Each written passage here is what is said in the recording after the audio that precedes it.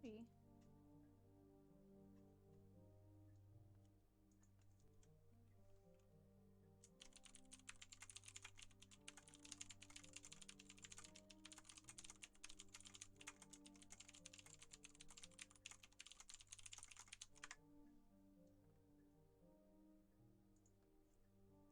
Hey guys, good evening. I am doing something a little bit different for tonight.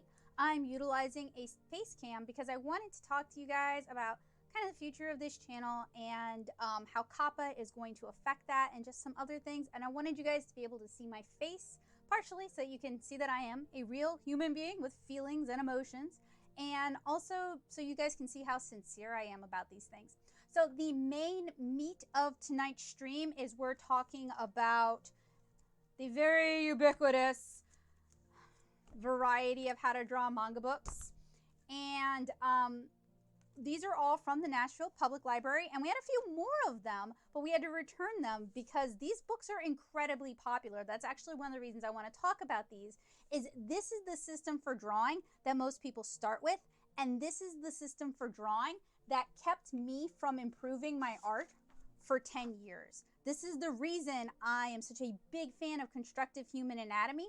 So I wanted to be able to talk about that tonight, but that's kind of the main meat of this evening. So the first thing I wanted to do is I wanted to talk to you guys about the channel and COPPA changes, those sort of things. Then we're gonna spend 10 minutes doing a draw together warm up. We're gonna practice figure drawing. You guys are welcome to use whichever system you're comfortable with. And I thought that would set the stage for the meat of tonight.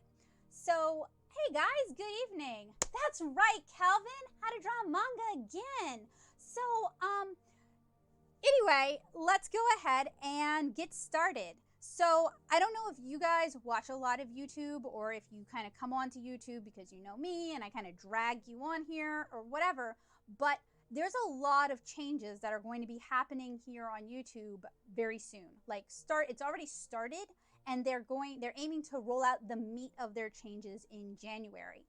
And there's a lot of videos that talk about this better than I do. I've shared resources over on the community tab. So my intention isn't to recap all of that. My intention is also not to fear monger all of that. I'm going to give you guys a really brief overview of what's going to happen because this is important to me. It affects me. It affects how I handle this channel. And since you guys are watching this stream, I can only assume that you care about what happens here on this channel. So I think it's probably pretty important to talk about. So COPPA and the FTC have sued YouTube. And the reason they've sued YouTube is because they are collecting private information via cookies on underage. And by underage, I don't mean like 13 to 18, I mean 13 and younger. They're collecting information on children so that they can serve curated ads. Now, this is a huge violation of COPPA. It's a violation of privacy and security for children. And there's no real way at this time for YouTube and for creators like myself to be 100% sure that our younger viewers have parent permission, explicit parent permission for collecting this kind of data. Now, YouTube and Google could solve this problem in a lot of different ways. They're claiming that they know how old you are based on your viewing and browsing habits, so it doesn't really matter what you mark your channel or your account as being, because people under the age of 13 legally cannot make their own YouTube channels. They cannot make their own YouTube accounts. You have to click a little box that says you're over the age of 13.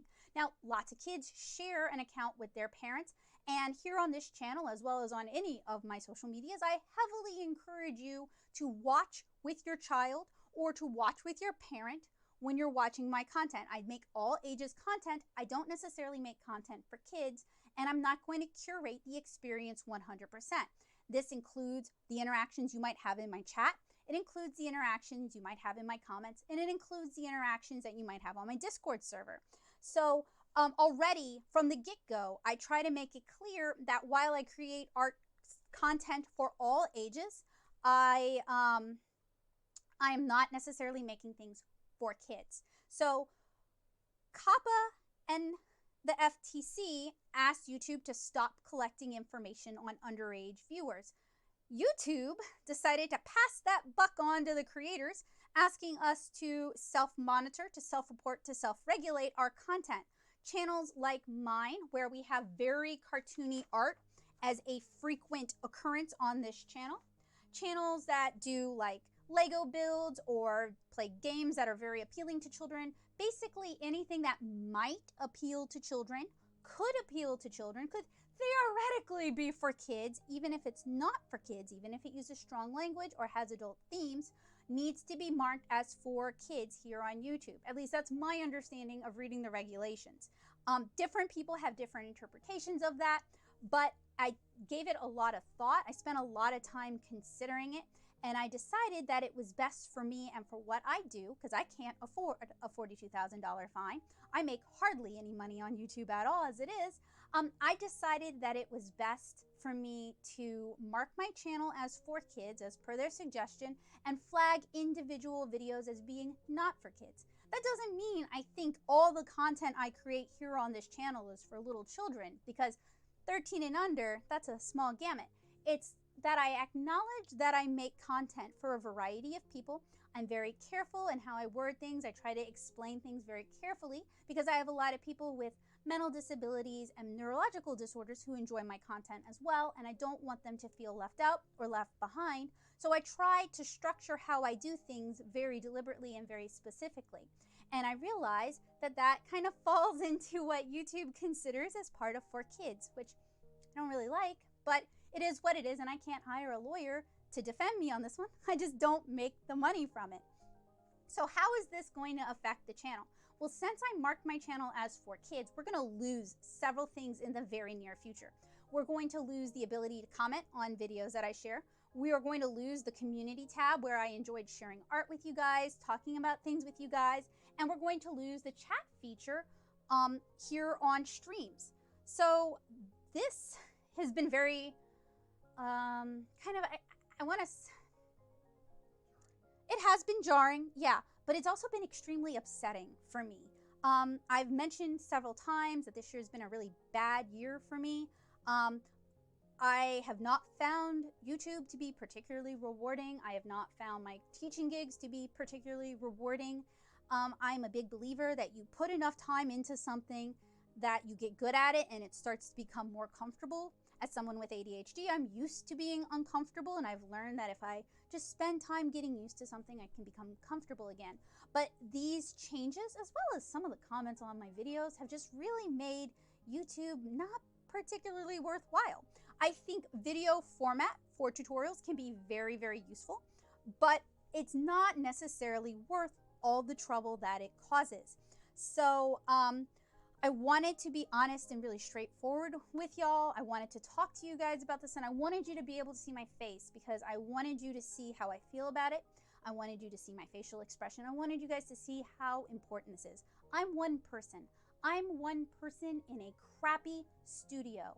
I'm one person who records a lot of her content on her cell phone, a Galaxy S7, an older model phone. I record and edit a lot of my content on this. It's me. I'm the one doing it.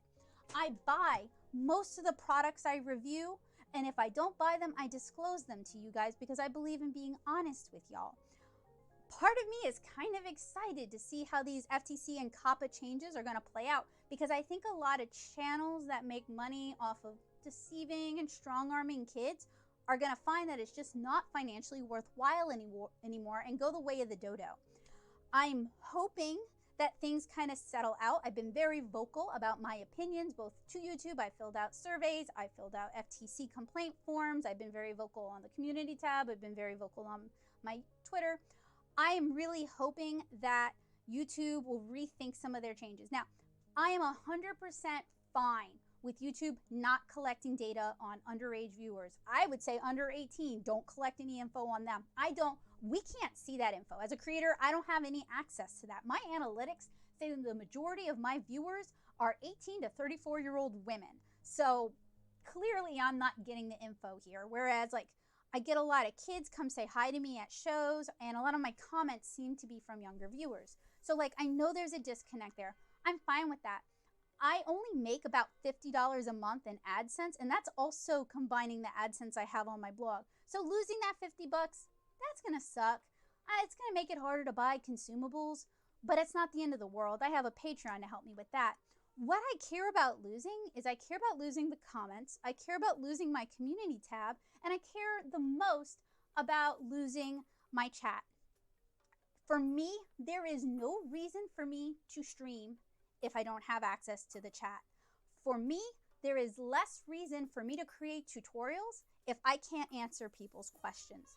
I've been very honest with that, very vocal about that to YouTube and to the FTC, that's where I'm coming from. Somebody who has a terminal degree in sequential art would like to share what she knows with other people because it gives me validity and it makes me feel like I have something to contribute to this world. Don't really make money doing this. I do it because I didn't have access to, we didn't have YouTube when I was growing up, like not at all. The internet was hardly even what it is today. And my library didn't even have these books, let alone these books. So I really think having access to these things is important. And I firmly believe that if you want to see something in the world and you can make it, you can create it, you should do so.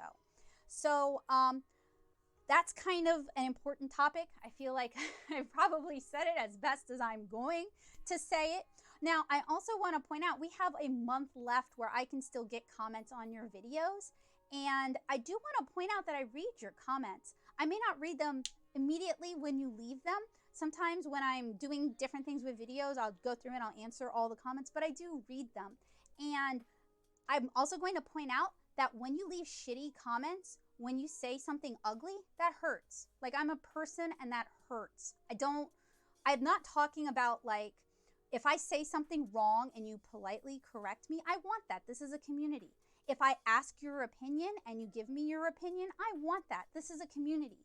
If there's some new information comes out about a product, or at the time I couldn't find that information, or if I couldn't link it, that's fine. This is a community. But I want you guys to remember that I'm a person with feelings who isn't making a lot of money. I have less than 10K subscribers, okay? Like, ads on my channel are probably dirt cheap, okay? I'm not making money from this. So just treat me like a person who has feelings. And when I share art with you guys, if you don't like it, I don't care. I don't want to hear it, okay? Just like treat me like you would a friend, and I'll try to do the same for you guys.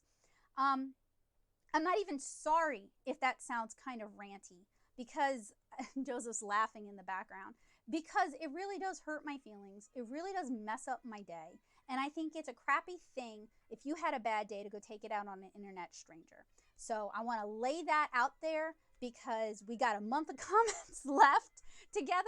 I would like this to be able to be useful and helpful. Now, I do have some plans for ways we can augment that, because if I lose the comments entirely, if I lose the ability to answer people's questions and solicit feedback from people entirely, I've lost my purpose for being on YouTube, just point blank.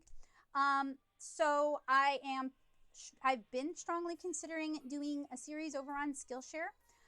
The reason I haven't is it would require nicer video equipment than a cell phone, and it would require a significant amount of my time. So that's something I've wanted to do, but Joseph and I are getting married and we're moving back to Louisiana, so I figured I would do it after I moved to Louisiana. I kind of knew the FTC changes were coming. I didn't know how YouTube was going to implement them. So its implementation and the rush behind it took me by surprise, but I'm not 100% shocked. I also have a Patreon. Kino Kitsune linked it way up in the chat. If you like what I do, if it's actually helpful to you, if you enjoy it, then that is a phenomenal way to help me continue to do what I'm doing. Earlier today, I was working on a review for the Stonehenge Aqua black watercolor paper, and I ate like 5 sheets out of a 15-sheet pack that I purchased, just testing different materials on it. So consumables are a real limiting factor for me. We do a lot of traditional media stuff on this channel, and while I try to borrow things from friends, I try to borrow things from the library. That's often not feasible. So if you enjoy what I do and you want to help me continue to do it, and you want to help steer how this community goes, you can join me over on Patreon. That's the best way to do it.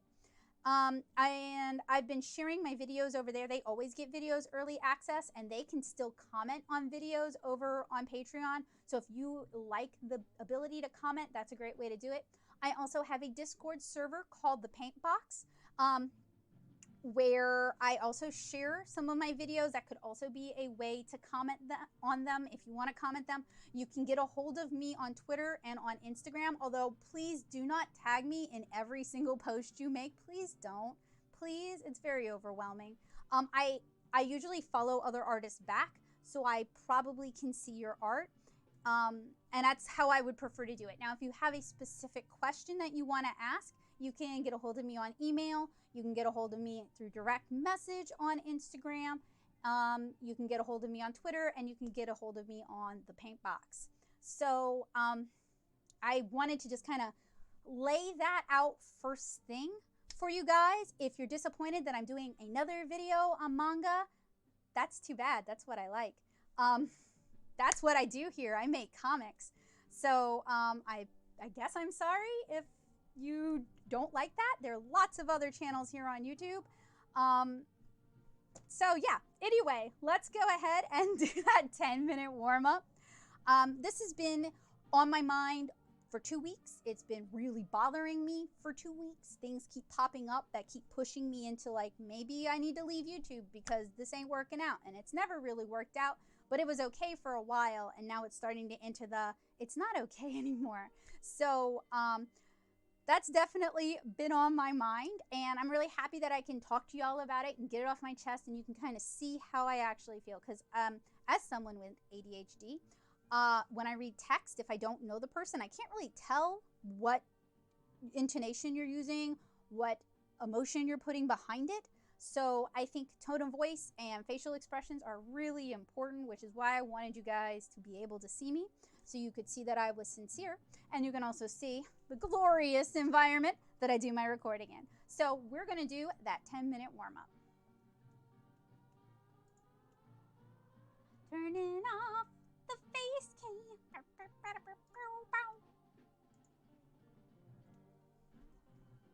Yeah. I do have a camcorder, and I do have a computer that is capable of editing. I just cannot edit in the bathtub, and gosh darn it, it seems like all of the things I do revolve on, can it be done in the bathtub? So I'm just moving these out of the way. They're going to come back in a little minute.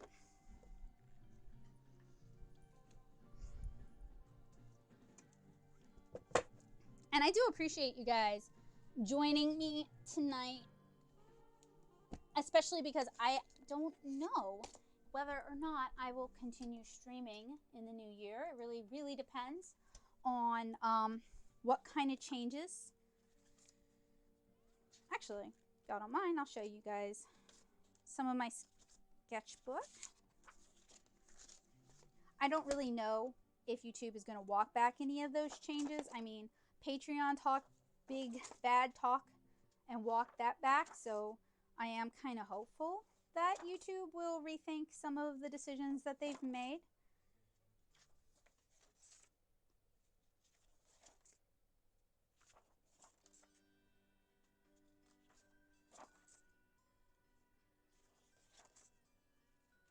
So I have been really creatively blocked lately. I finished the Naomi chapter, and I just haven't really had too many ideas. I'm working on some emotes for my Discord server. That's one of the things I want to kind of focus on before the new year, is having new cute things, including a crit emote.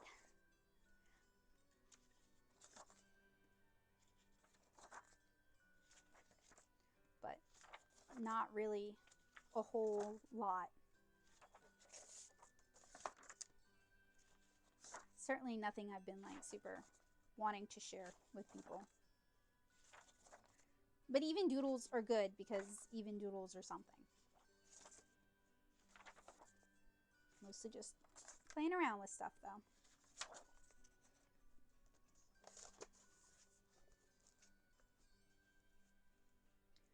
Okay, so if you guys want to draw along with me, let's switch over.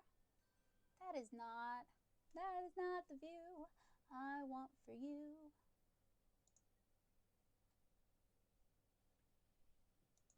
There we go.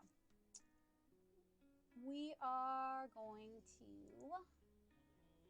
spend 10 minutes doing senshi stock poses, and I'm going to change the timer to 2 minutes each. Y'all are welcome to draw along.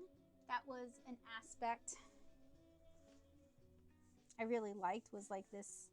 Of course, it's a Prismacolor. That thing has been fighting me all day. I really liked the idea when we first started doing streams of like communally drawing together, because this is something a lot of people complain about, is like they don't make time to do warm-ups, they don't draw from reference. So I thought having like this communal thing where we're all doing it together might be beneficial for people. And I've talked on my community tab more in detail, I believe, of like various ideas I have for if when I come back from visiting family in December, if I feel inspired again and reinvigorated, different ways we can continue to share ideas and share art and to communicate with one another.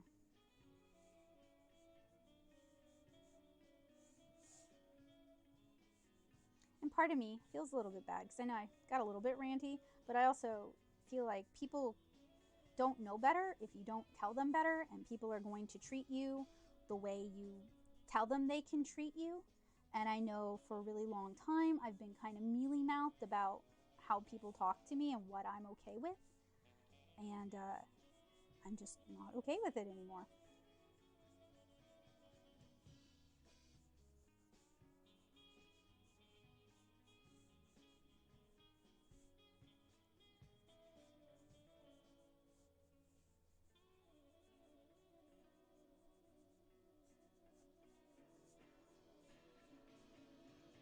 So one of the things that I haven't been doing as much as I should is I haven't been doing drawing warm-ups. And I can definitely tell that my skill level has gone down a lot. So the method I'm using here is one we're going to talk about more today. It's constructive human anatomy. It was first introduced to me right as I was preparing to go to SCAD. I found online a copy of the Glen Vilppu drawing manual, and I'd been trying to learn anatomy for years, which is kind of the point of today's stream with the manga books.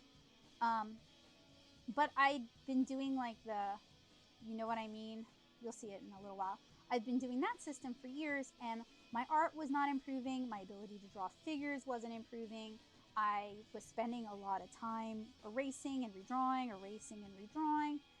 and so constructive human anatomy just kind of opened up a window, I guess, in my brain. It taught me how to see the world and how to think about how everything in the world is constructed, because every physical 3D object can be broken down into smaller shapes that can just kind of be reconfigured.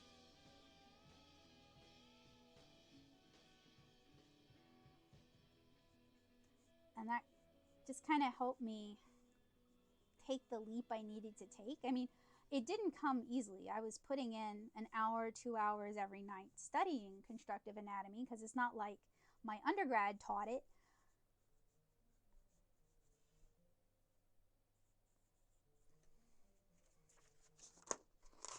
And then when I went to SCAD, one of the professors, Paul Hudson, offered a couple of constructive drawing classes.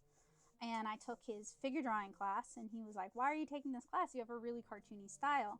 But constructive human anatomy is great because it doesn't matter what your art style is. It's really just about learning how to see the world. So in that class, I really better learned how to break down the human head, how to think about the human head.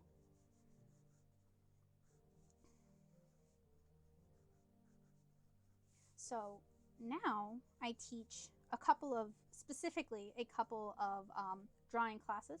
Manga Madness, which is supposed on the surface level, it's how to draw manga, but what it really is basic head construction and finding your own style and breaking different facial features down stylistically. It's a little bit of a Trojan horse.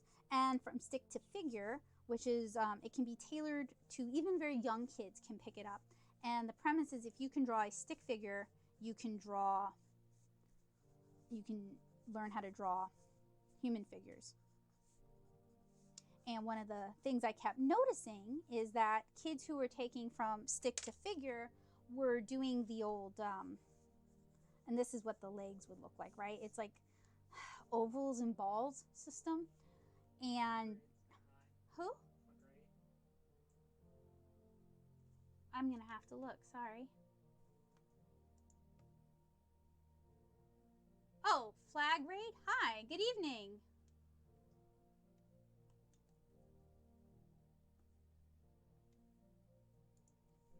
That is not what I wanted to do. I lost track of what I was saying. Oh, a lot of my students were doing the old, like you draw an oval and you draw circles for the joints and you draw ovals and everything's very sausagey. And I wanted to see if I could find a way to combine constructive anatomy with this system in a way, like, because they already have access to all those how to draw manga books, and a lot of libraries don't carry the better art books because they don't necessarily know which ones are the really good ones, and the kids will request the how to draw manga books, so that's what they carry. So we checked a bunch of them out of the Nashville Public Library. A lot of Chris Hart books in there. I'm gonna make an enemy tonight. I hate the Chris Hart drawing books. They have been around since I was a kid. They were bad then and they're terrible now. And I auditioned for one of them. That's not why I hate them.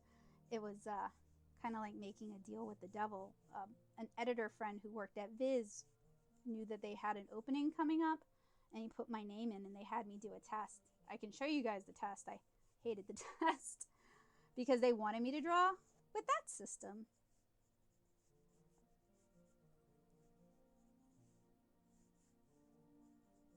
And it's not a system I'd like to perpetuate.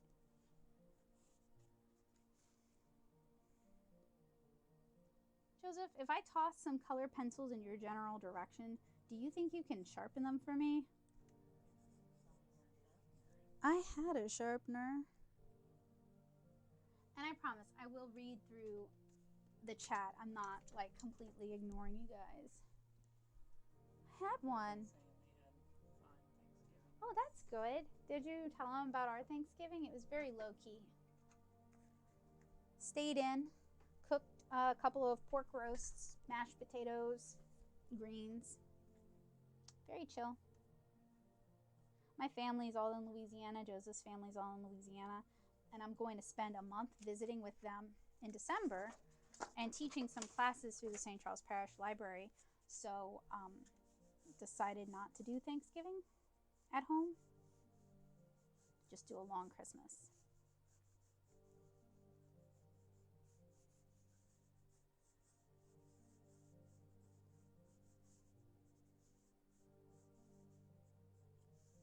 So back when I was studying anatomy pretty seriously, I would spend about 30 minutes every day drawing from, not Senshi stock. Senshi. It's not. It's stuck. Oh, never mind. It's like. Okay. I think it's just latent, slow.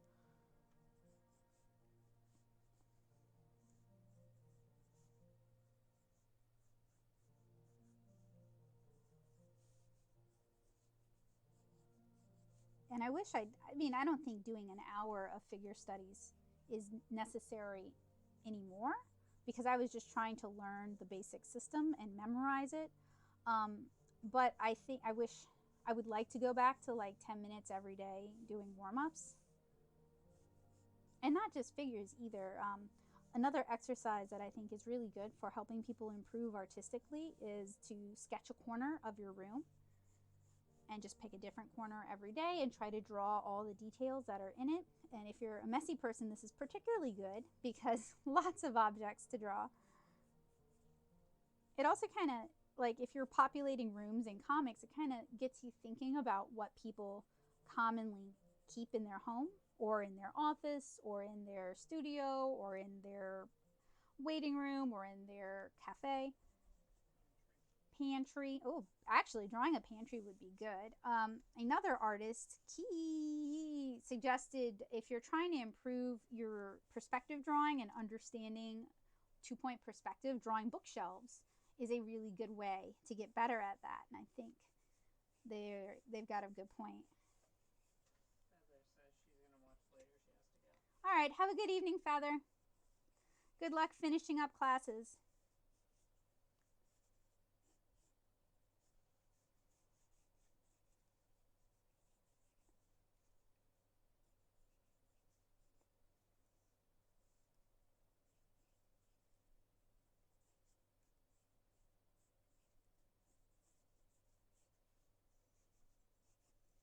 And what's also really good about these sort of, first of all, Senshi Stock is one of my favorite references.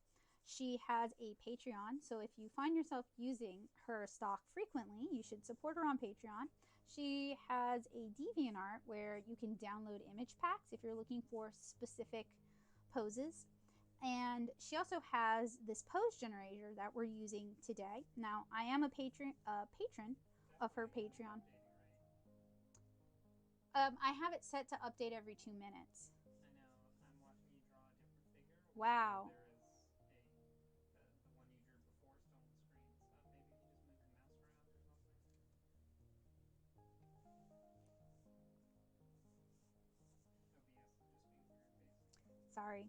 Oh, and I changed the Do you have any of the pencils sharpened? Yeah, it's not perfect. That's okay. Just give me what you got. Thank you. Basically, I just don't want like a used up nubbin. Yeah, I have the stream settings set to the lowest now to kind of facilitate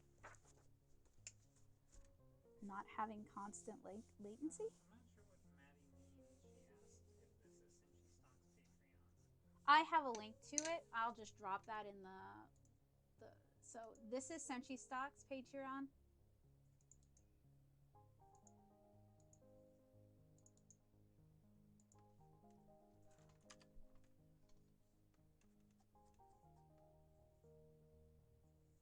What do you mean? What email do you use? Neptali?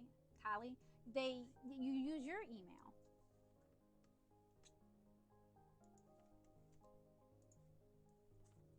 So whatever email account that you check, I mean, I used a Gmail account when I made mine.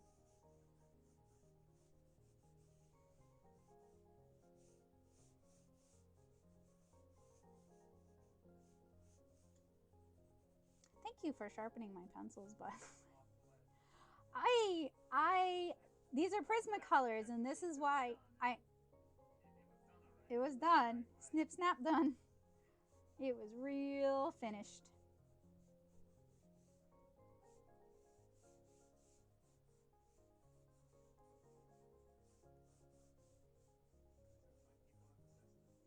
That's right. Well, I don't like using electric sharpeners because they will eat better pencils up. But considering how these are getting eaten, and then some people are like, I sharpen it with a knife, and it's like, whew, talk about I'd lose a. Y'all see how shaky my hands are? Whenever I'm refilling markers, I spill alcohol all over myself, so I can only imagine how bad it would be. Actually, that one's a mess. Let's redraw it. My line of action isn't really very good.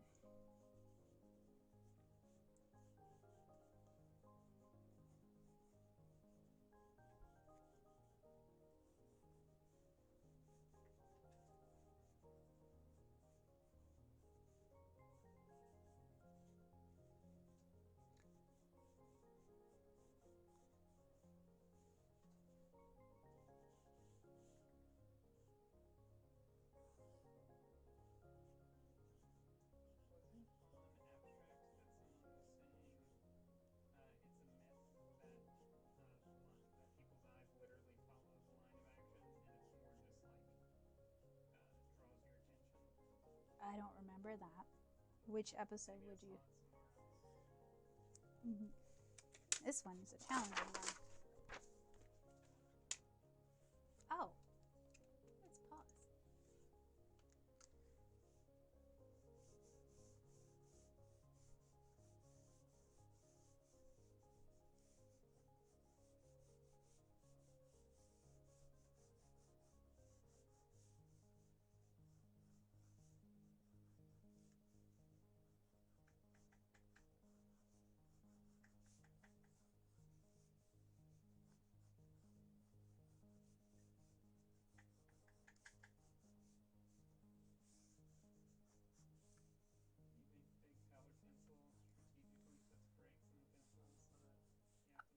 Prismacolors are very brittle, and they tend to be kept open stock in a lot of stores, which is how I buy these. I get them at my local juries, and if you drop them once, it shatters the core in several different places. Wow, please, no. I think there's enough bad aggro behavior in the world that we don't really need someone doing that. You're joking, but honestly, I've encountered so much just like unnecessary bad lately that I don't want to put that out. I don't want people to even hear it. Because someone would do it and laugh. Because it's not their problem. You're going to make me scream. I don't care. I mean, the views thing, it is what it is, okay? Like, my videos get, like, no views. That's fine. It's the idea that you're teaching other people to do that. Like, wow. Just wow. Well, we should almost be at 10.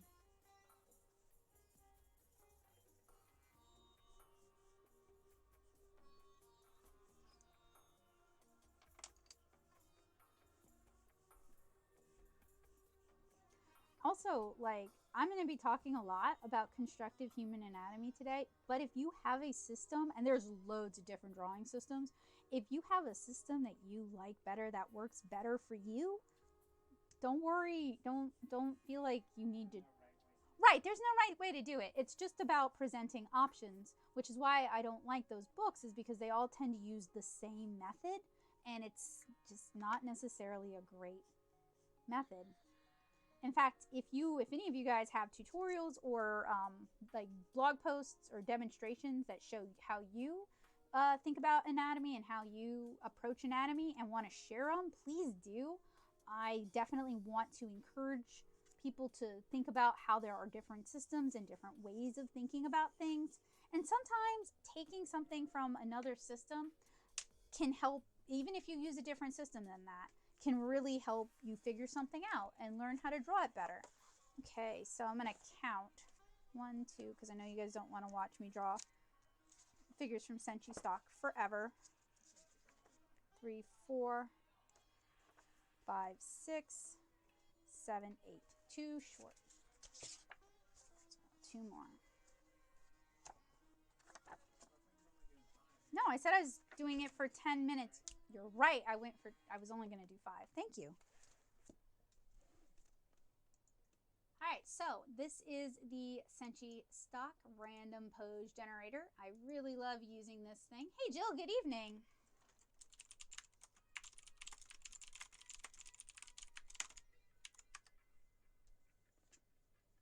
Oh, Kino Kitsune already linked it. All right, so we have, let me fix the desk.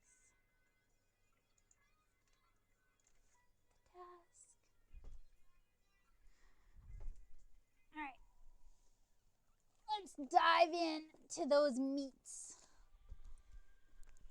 These. So these are just the ones that MPL has, and they have a bunch more of these too. They all kind of start to feel the same. So what I'm going to say is not a slam on the artist other than Chris Hart. It's not a slam on the artists who do these. Most of these books are contracted out, and sometimes the artist who did the art for them isn't even credited in the book. So this is not a slam on any of those artists. I've done work for these kind of books myself. It's more of a complaint about what those artists are forced to draw, and also what's being put out there as accessible art education. So a lot of libraries have these, some schools have these, Michael's always has these. We're gonna start with how to draw manga, and you guys know I have a lot of how to draw books, or like manga art books. Okay, so this is put out by Dover. This came out in 2010. And I understand the point of having art that's really accessible, because when you're creating these for much younger artists, you want them to feel like they can approach the topic. So for the part of my, okay. So we're already starting with the ball and cylinder. And thinking about it, it's not a bad, okay, so using a ball to represent joints, hopefully you guys can see this, not the worst idea. It's the fact that these books, they all kind of cover the same stuff over and over and over again, just like my channel, and they tend to never go any further than that. And stores, libraries, schools tend not to put out the books that are the next step from this. So they usually show how to break down the face using a crosshair method and then placing eyes, but they don't really explain like too much about it. It says should be approximately 1 eye width, which is true, but they don't really talk about how wide the face is in general. They don't really talk about realistic faces versus stylized faces. They kind of present this as like a ubiquitous thing. All anime, all manga has the exact same art style, which you guys know is not true. And then for expressions, they'll show like the 5 basic expressions and just kind of tap out from there. Now this is where I start.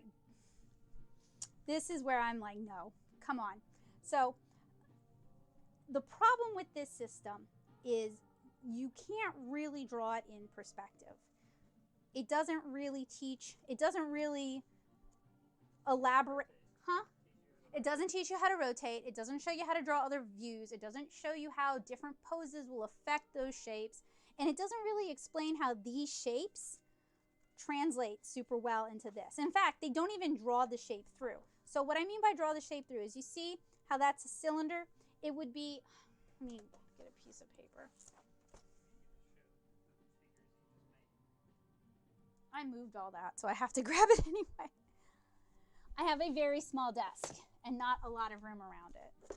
When I say draw the shape through, and this is really important if you're just learning a system for drawing. So for a cylinder, you draw the top and the part that would normally be invisible. For a sphere, it might be helpful to draw the hemispheres. For a cone, you draw the ellipse through the bottom. For a pyramid, depending on what kind of pyramid it is, you draw the side you wouldn't see. Let's do a 4-sided pyramid. So that's what I mean by drawing through. They're not showing everything that, and when you're first learning a system for construction, you need to see it drawn through. That helps you understand it. And then what's this supposed to be? Like, we all know it's a chin, but the triangle chin thing, come on, y'all. And then they bring up the number of heads, but they don't talk about what is standard. They don't talk about how chibi is usually 3 to 4 heads. They don't talk about how kids are usually 5 heads tall. They don't talk about how a realistically proportioned human figure is average 6 heads tall.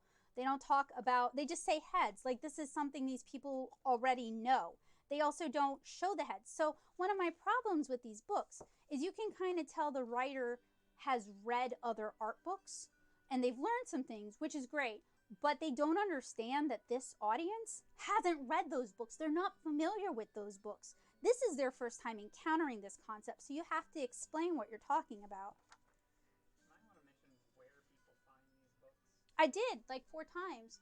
Libraries, schools, Michael's, some art stores, they'll have these books, but they won't have Loomis or they won't have Vilppu. And part of the reason is these books don't contain nudity, whereas Vilppu and Loomis do. So they can have these in an elementary school. My complaint is these books are written like you've read Loomis.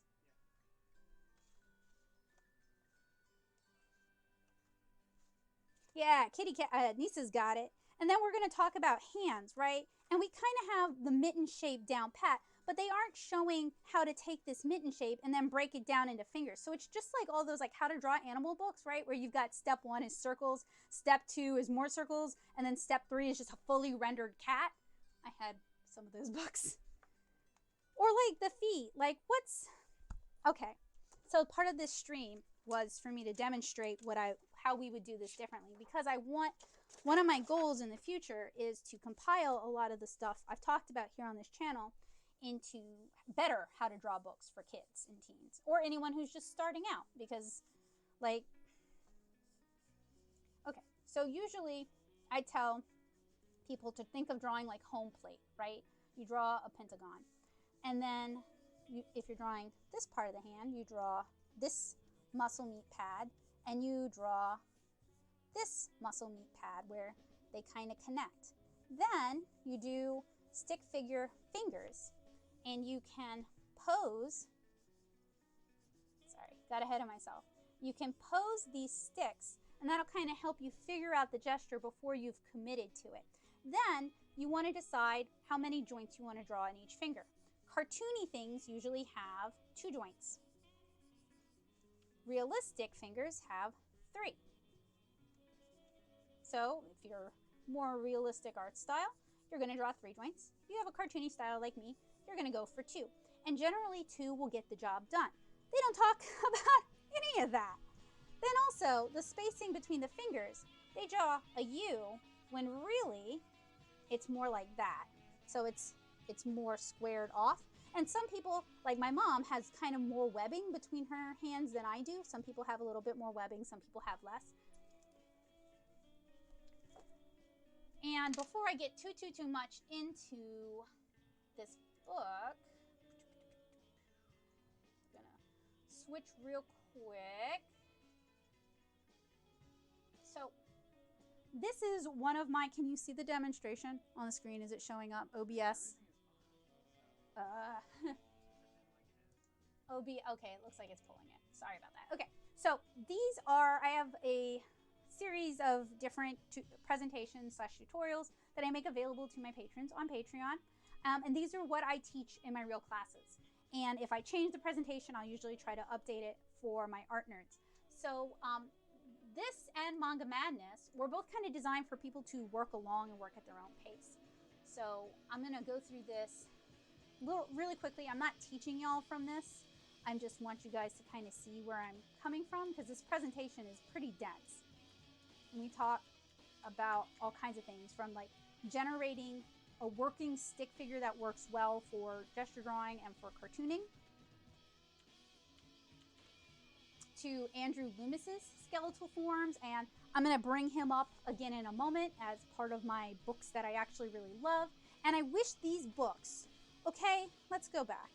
I'm picking on this book, I know. We've got so many other offenders. Never once do they talk about understanding the human skeletal form, because the human skeletal form is, we are just a skeleton with meat on us, you know? Like, but they go immediately into this weird robot thing, when it would be so much easier to teach people how to do poses, how to pose their characters, if we started with Loomis's, or a very simplified version of Loomis's skeletal form.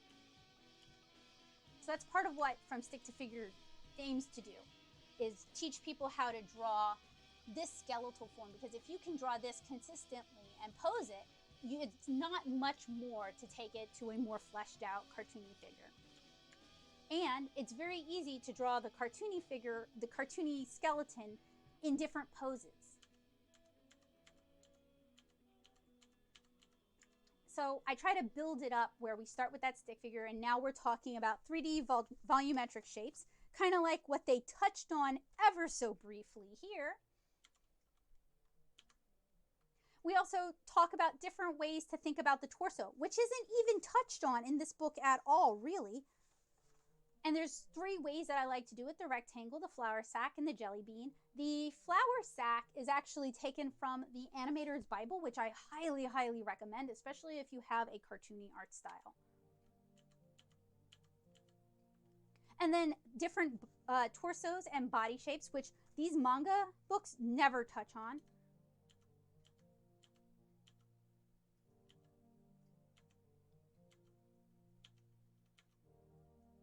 And then these books usually don't even talk about drawing heads at all. See, what they're so focused on is recreating these characters that they invent, who are all like kind of influent. Like, come on, is this not Tai from Digimon? I'll show you so you can see. This dude right here, is that not Tai from Digimon?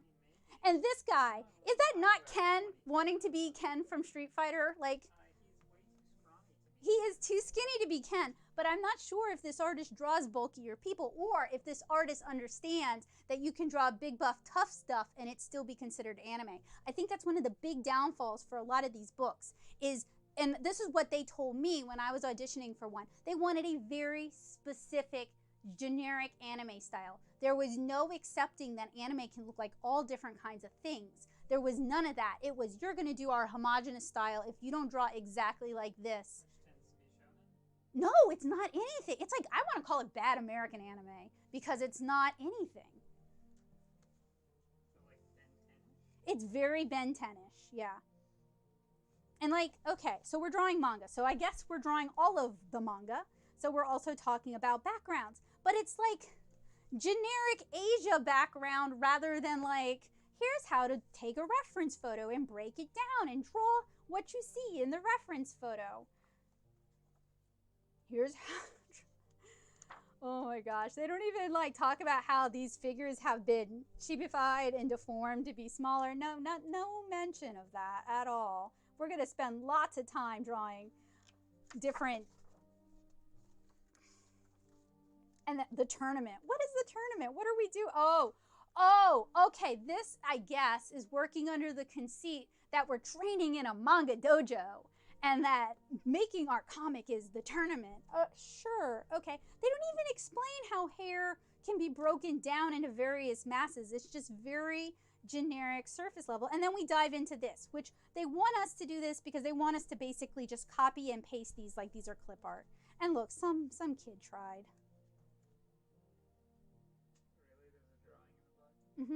And then creating a story. Oh, she got kidnapped. Surprise, love interest. We spend no time getting to know her. She's kidnapped immediately.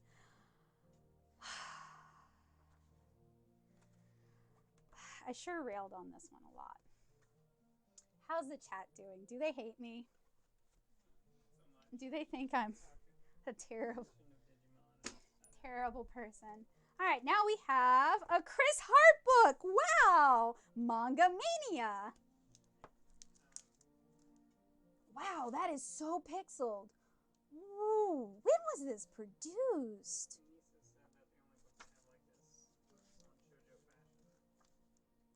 I don't think I have the Shoujo Fashion one today, but I know the one you're talking about. I see it in Michael's. This came out in 2001.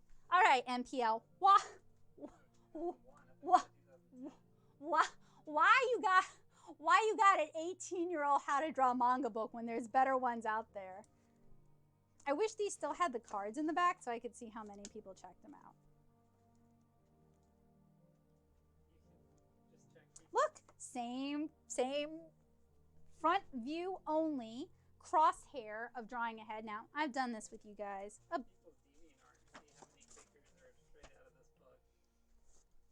So, when I draw ahead, I do normally draw the crosshair to help me place the facial features. But if I were doing this book, I would definitely show them at least how to draw 8 different views of a head. I mean, come on. Oh, I was about to go back into Manga Madness, actually. This is the one that's about drawing faces. And this, look at my beautiful old art. Before we go too much further into this, I actually want to point out there's a reason I am so vitriolic, so about this. I read these books. There wasn't a lot out there, but when I could read these books, I read these books. And I would practice from these books. I would practice exactly what I saw in these books. And you see the art that's on the screen right now.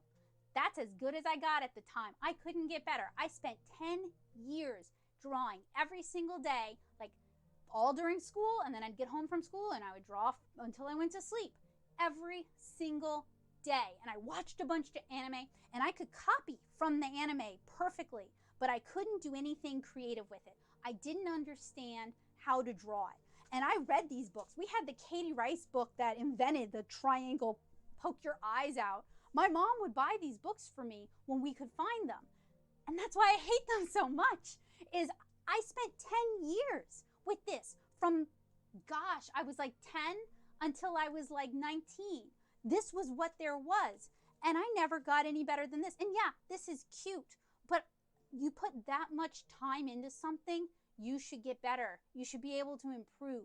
That's why I hate these books, is these books kept me, I feel like, because they only ever present one system for drawing, they kept me from making any kind of artistic progress. And that's why I want to understand why people are checking these books out and how I can make a better version of it. Because I don't want other people to be stymied because these books don't actually know how to teach art and they don't actually understand the principles that they're presenting. So in this presentation, we talk about different styles, which is not necessarily something you see in all these books.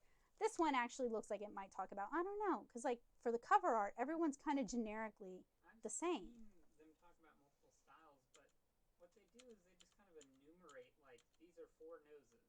Yeah. Well, showing how things go together, right, or what effect it might have. So I think understanding how to construct the head, and I have a handy visual. Ever since I made this visual, it's so much easier to teach people how to draw the head. Having a visual like this, being able to explain it, and how the facial features line up on this face, something that they can rotate in 3D space, something that they can hold, it goes such a long way.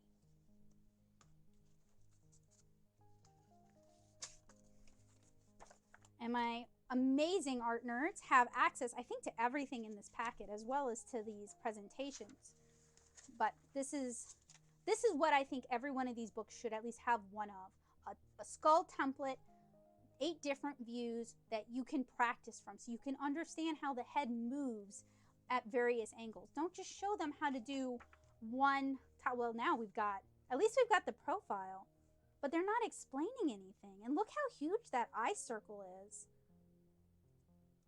What I think happened with this book, and this is just me guessing, is someone drew these and then they had somebody else go through, or maybe even the same artist, and try to break it down instead of doing the sketch first, scanning it, and then having the finished image.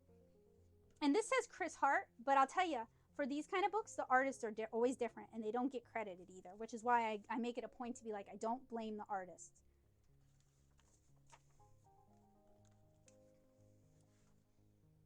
Like, they don't even explain how to draw the upward tilt of the head there. They just show it like this tells you anything? Like, okay, so it would look like, that's why having something like this or something like this that you can pose and you can actually see is going to be more helpful than one of these books, because the books don't even show you how to draw different things. They don't break it down so you can understand it. Oh boy. Okay, so someone loves drawing eyes, and I get that. They kind of explain the eye there. Like, they're pretty eyes, I can't.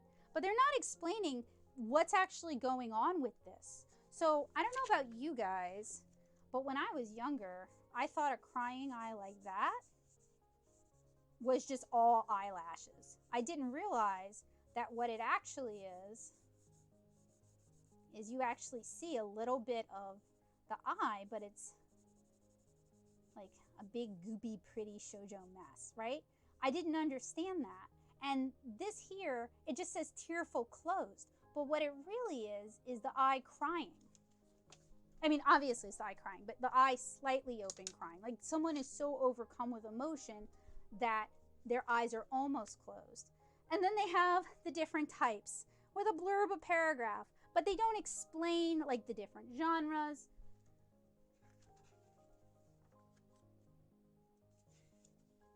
They also don't explain that, so they're treating all manga styles as being contemporary. This is a 1950s shoujo style. It does still come up from time to time, but it's mostly used for effect now. Back in the 50s and the 60s, they would draw the whole comic like that. Nowadays, you might see it in like Princess Jellyfish, where she's using this to show like a very ridiculous shoujo moment, right? Or you have your generic 80s fantasy bad guy, or you have your fighting game villain, or you have your Darkstalkers-esque woman. They are drawn as though they're contemporaries, but they're not. Like this style here is super duper 80s. And then we have the rotations, the young manga body, but we don't have any breakdown. Just like the hands, like, yes, you're showing that volumetrically, fingers are cylinders, maybe with 3 joints, but is that actually being explained? And then look at the, that's like a completely flat sole of the shoe. So what they're basically presenting, wow, Burger Boy, super classy. Probably make the book larger again. Okay. They're presenting manga archetypes, but they're not really oh, I do not want. Hi guys. They aren't really explaining like when these things are used or why they're used. It's just super surface level. And then their methods for constructing the figure are different almost every time.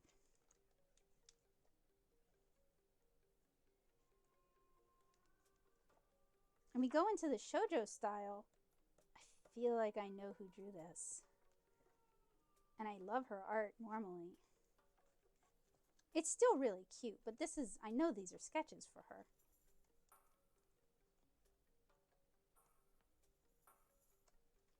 It's another thing. Usually, the person who draws the book is not the person who writes the book, and the person who writes the book is not an artist. Wow, that's just... So what usually comes first? The writing, actually, when I did a test for it, it was the writing first. And if I couldn't make it fit the writing, they couldn't use it. Which is just like, you're teaching people how to draw. Why don't you hire someone who can write and draw? No! And then they call this shonen. But this isn't even really shonen at all. This is like Ben 10 style or like French. It's like anime style, like Codename Lyoko, where it's like the French studio and they put their own spin on it.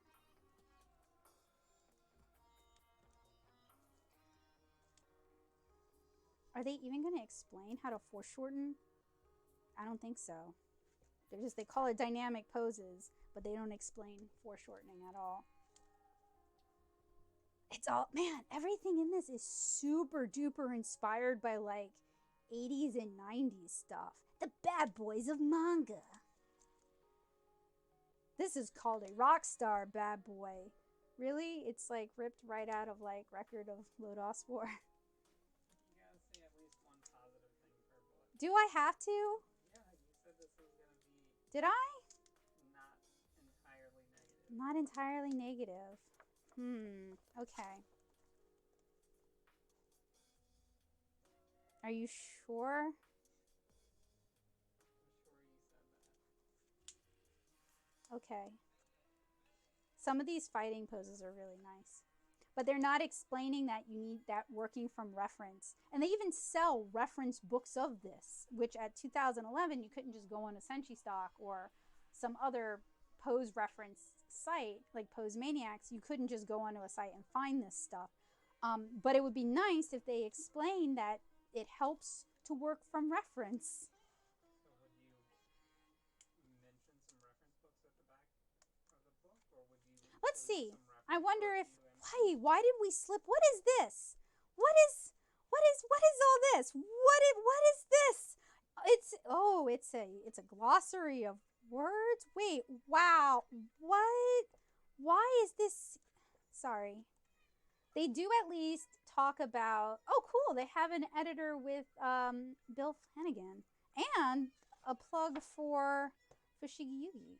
You can tell where everything that came from this book was inspired because they basically just show it. But no, there doesn't seem to be a outside reference section. They do have a common Japanese terms for manga fans section with a very American cartoony style. Wait, excuse me? What is this? I feel like they've had like 5 different artists work on this book, which is like, okay, theoretically, 5 different artists working on a how to draw a manga book is like my ideal, because you could talk about different processes, different inspiration, different art styles. I think theoretically that's a great idea. Like, I like it, but they don't credit any of the artists, so it just style switch without any kind of I do like that they, when we're talking about designing robots, we do talk about how it's kind of like a human form. But why did we start with the, okay, sure, maybe some people think that way. I usually start with the human form and then I start boxing it out. And then the basic figure. Like, okay, we start with this weird hourglass. Sure, I get where we're coming from with this, but this is more of like American superhero comics from this time period than it really is like manga from that time period. Wow. Wow. I want to point out, this is a book marketed to kids. I just want to, I don't know if you can see what I'm complaining about. In a book marketed to kids. And it's always the women drawn like this. Yeah, look, there's so many style shifts without explaining, like, this is so and so who's drawing this, and this is how they like to draw. I'd like to see that. I do kind of like that they bring up light and shadow, but I wish they would have included, like, drawn in the light source to help people understand that, because for some people that, for me, I took longer to understand that than some people did.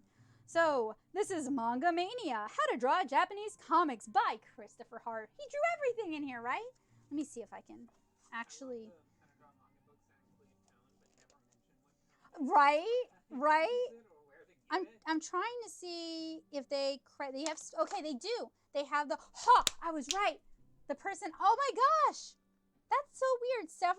Several manga-influenced comic artists who I really like worked on this book, but their sections are only credited in this tiny little part right here instead of, like, actually giving them credit. And something else I want to point out is at this time period, right, giving American artists with this art style a shout out, having like a section that talks about their studio, their favorite materials, why they work the way they work, what references they use, would have been huge, because this was before artist blogs were a thing. It would have been amazing. I would have, like, cherished that. So, like, it's really cool that those artists worked on this book, but they weren't really given a lot of credit. They weren't given a lot of room to showcase what they can do, and their processes weren't explained. The context was completely removed from what they were doing. That's kind of a bummer. How's the chat holding up, Juggalo? Not too much. Oh, yeah. They are, yeah.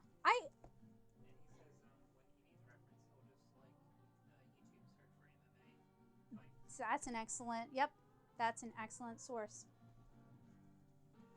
All right, next we have Girl to Grrrl manga. Wow. Colleen Doran, that title. I love your art, but I don't love that title. And look, we actually get to see the studio, and we actually get to see the artist, which is really cool.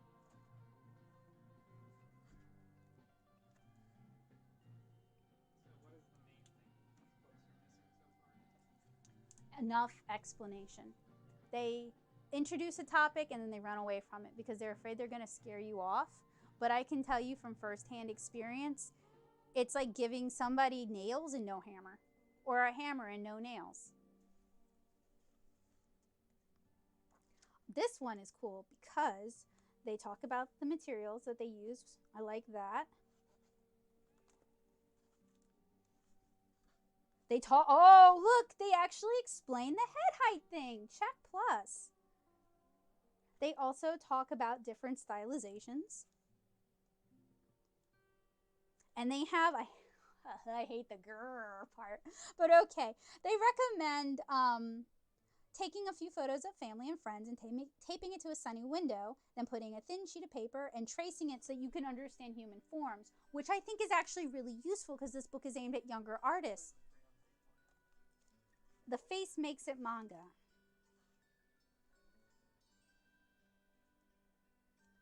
this is so clamp inspired. My goodness.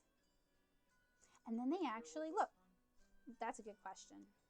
You also have to keep in mind that for a really long time, we didn't get stuff until like 10 or 20 years after. I'm trying to find it. Sorry. Yeah, I'm talking about manga and anime. 2007. So Clamp way predates 2007, but we started getting a lot more Clamp titles because Tokyo Pop was bringing them over. I do also like that they do a comparison of like a more realistic style versus a manga style.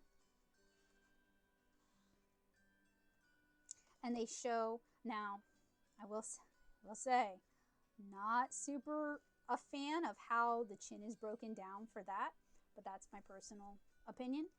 I do like, though, that they're showing how just by adjusting, like tweaking sliders, you can get a variety of different faces.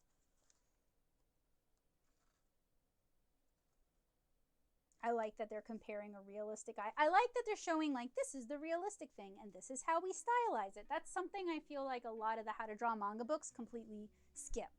And that's so important for finding your own style, is comparing, I like this as well, showing the eye in profile and then different ways to stylize it.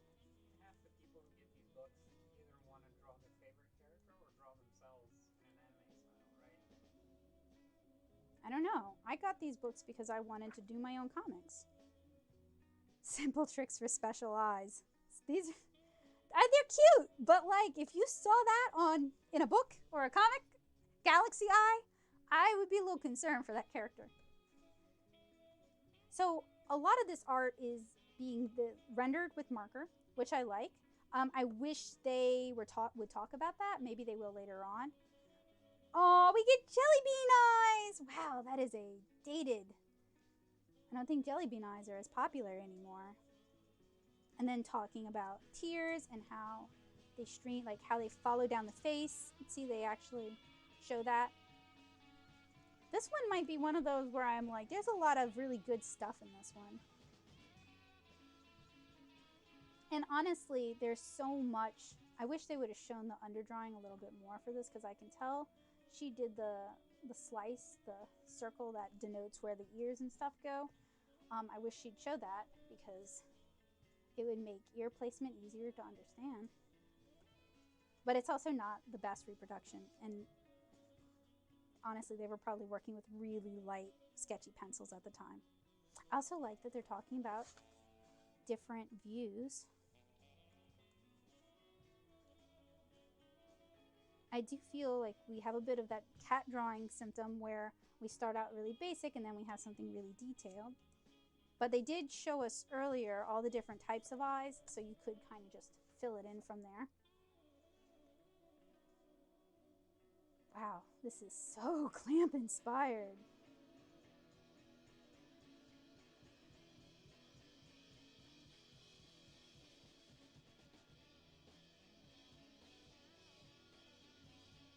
The larger your drawing, the harder it is to create smooth areas of color.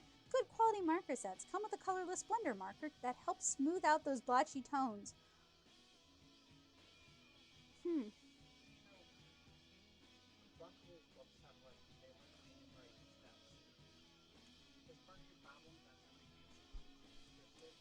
Yeah. A part of it is, yeah, they make it seem like if you just follow these 10 easy steps, you can draw your own weeaboo dreams.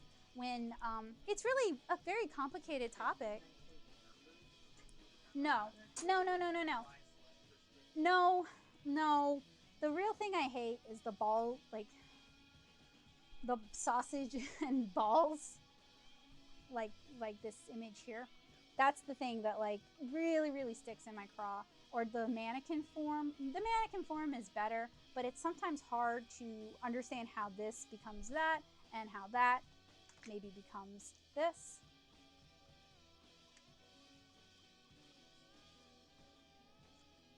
And it also just doesn't flesh out like the rib cage and the pelvis as much as I would like. And I understand for younger artists that starts becoming a tricky wicket kind of subject. And at least we have, Like these were done from reference. I wish they would have said these are done from reference. And the reason I think they're not going to say that is like clearly these are nudes. And like you don't want to tell your young student, you know, go out and draw a bunch of nudes, you know?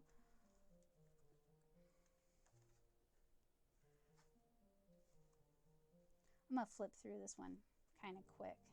Oh, talking about tones, but not talking about tones. This one has a lot of tones in it. Wow, that is a more complicated way to break down. And then like, okay, so you want, for a lot of artists, a lot of people who are learning how to make art, they want magic. They want like one easy trick that's going to teach them how to do everything they want to know how to do. That's why those kind of tutorials are really popular. They make the rounds. That's why I don't like those kind of tutorials, because there's no such thing as magic. Yeah, you can learn how to draw one thing from one view, one specific way, but that's not learning how to draw. It's just learning how to draw that one thing.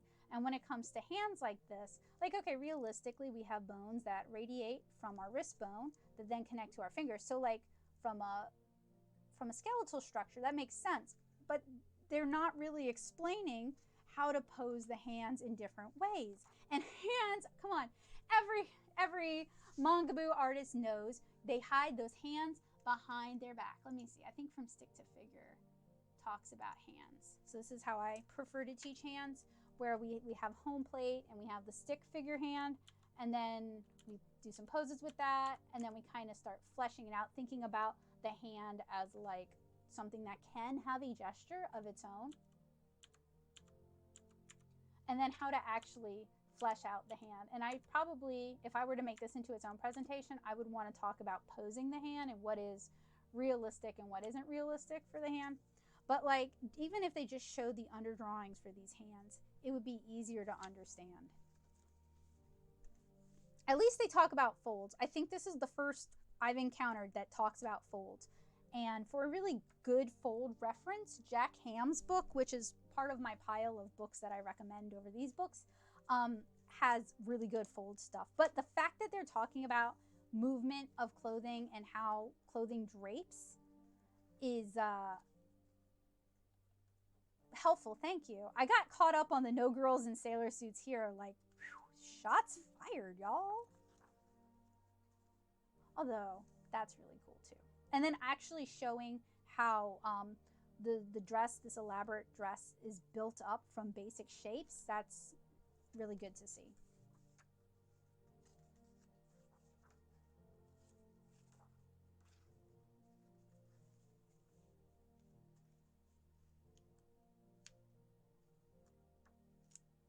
And ooh, okay, I like also that they talk about ruffles and they talk about lace and how to build that up from basic forms.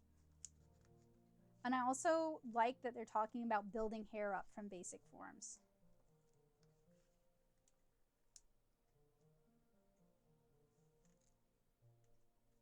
Manga also likes to draw the mundane, like power lines and things like that. And None of these books talk about that.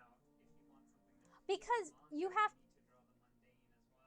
to consider the target demographic for these books. Oh boy, talk about Junko Mizuno. You have to consider that they're aiming these books at very young artists, and talking about power lines is gonna lose them. That's an interesting way to break up the lower half of the face, though.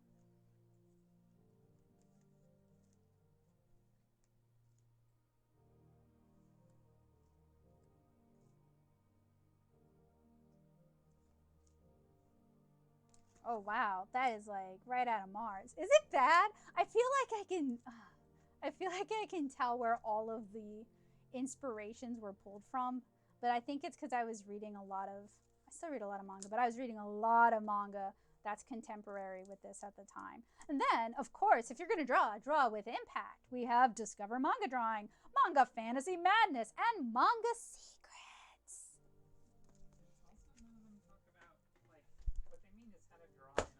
How to draw in a manga style. Like, none of them talk about storytelling or balloon placement. No, none of them talk about actually drawing comics. That's my other problem. So now we have How to Draw Manga Girls in Simple Steps by Search Press. And they have a wide range of how to draw books. This is what I mean, like you did was ink it. It's like, finish drawing, ink a little bit, ink some more. And this is what I'm talking about, like, this is the primo example of ovals and circles right there. And some people, I'm sure, do use that as the basis of their drawings. It's just, it didn't help me make any progress. Is this literally, oh my gosh, this is my least favorite kind of drawing book, because it's literally just steps with no explanation, no reason why you're making the choices that you're making, no analytical thought, nothing that would inspire someone to take it and make it their own. It just teaches you to draw exactly what you see on the paper. And I understand that some people need this, but that's not so. It's more like a step-by-step rather, and it does say simple steps, but it's more like a simple step than like a how to draw, because you're not learning how to draw anything. You're just copying what you see. They're not even explaining anything. So they're assuming that if you just copy enough things, you will eventually know how to draw, right? And you're saying that you need to learn fundamentals of construction in Yep. order to be able to draw whatever you want. Yep. Exactly. Okay, so when I was a kid, I would have been able to copy all of these, and they would have looked, maybe not the colored, it wouldn't have looked perfect, but it would have looked like a good copy. But I would not have been able to draw anything on my own. And that's what really upsets me. We actually have 2 copies of that, so. The art's cute. It's just the teaching method in it is not great. And then here's another impact book. The same book twice? Somehow. Or they gave us the same book twice. I can't imagine them letting me check out the same book twice. Then we have Make Manga, Karolina, Larienne, Heikura. And her art, by the way, looks super cute. And very quickly on the table of contents, they jam in the what you need real quick. Drawing paper, watercolor paper, eraser, mechanical pencil, multi-liner pen. Are people reading this going to know what a multi-liner pen is, though? Markers, what kind of markers, yo? Watercolor brushes, watercolor paints, white gel pen, anatomical puppet, silver marker or pen. When was this book put out? Wow, how can I not find when this book was put out? Oh, wow. Okay, they do actually talk about it more. Good. See, that's the kind of stuff I like to see, is when they talk about the different kind of materials. And again, her art's really cute. It's got its own distinctive style. But we're back to talking about circles and ovals. At least we're talking about the different head heights. And then we have like a handful of poses, but they never say this. What I would like to see would be a mention of work from reference. Practice translating this style from reference images. Draw real people. Have a friend, have a family member pose for you, and practice learning this method of breaking down the human figure. Is that Manga Mania? This is Make Manga. Make mangos. I don't even know what they mean by this part here with the vary the number of lines. Oh, we're talking about sketchy art. Okay. Fair enough. But see, with the draw the eyes thing, we have the step-by-step, and it's just for one type of eye. Y'all know what I mean by now, like, because with Colleen Duran's book, she had like a realistic eye, and she broke it down, and then she had a stylized eye, and she broke that down. This doesn't even talk about breaking it down. This came out 2018. Back to Universe. Or like with the lips, it would be really helpful to, and like, look, this is the nose, for real. This is a nose. It is a triangle. For the lips, they're not even talking about anything. See, this is what I don't like, is we just have 1 step, 2 step, 3 step, but we don't talk about understanding how to see things for what they are. And it's something that, hi Bowie, it's something that art classes for kids don't teach either. They don't teach basic draftsmanship. They don't teach basic figure drawing. They don't teach basic perspective in a lot of cases. If schools were teaching those, then these kind of books would be fine, because whatever style you draw on, it's just surface dressing. It's changing the proportions and stylizing things, but the fundamentals remain the same. So a lot of these books bug me because American schools don't do a very good job covering drawing fundamentals. So you have kids who'd like to learn how to draw, but they don't even have the fundamentals that they can pin it on. Now, something I like is we're talking about inking. Well, we kind of skipped, didn't we? We drew lips and noses, and we changed our nose real quick here, but we didn't really spend a lot of time, like, draw the face in profile. Okay, except generally, okay, so we're going from this, right? And then, well, bam, we got it. It's basically done. We don't talk about how, and profile is usually something a lot of people struggle with. We don't talk about how, all right, we've got the circle for the skull. We've got our crosshair that divides our face. Then we actually have kind of like the front part of our face that comes down. She just went straight to like, here's a nose, a mouth, and a chin.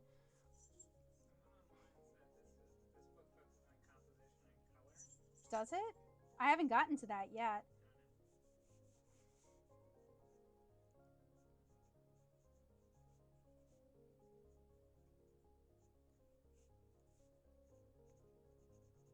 And she also doesn't talk about why the eye looks different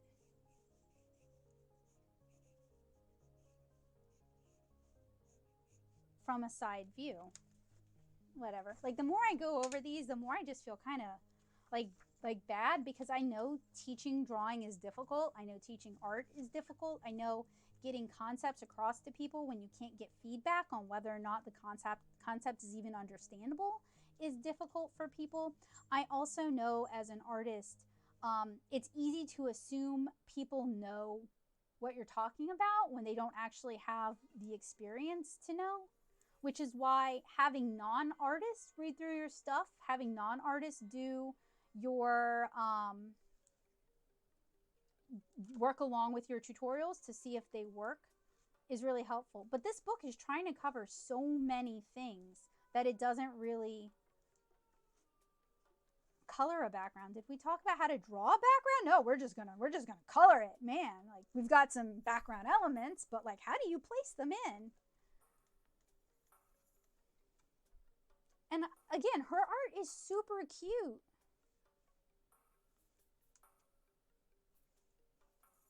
I just don't think it goes into enough.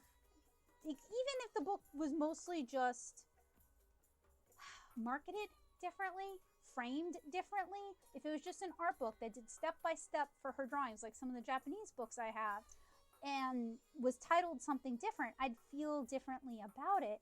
But what frustrates me is just that these are aimed at a very aspiring artist, but they don't teach them how to do any of these things.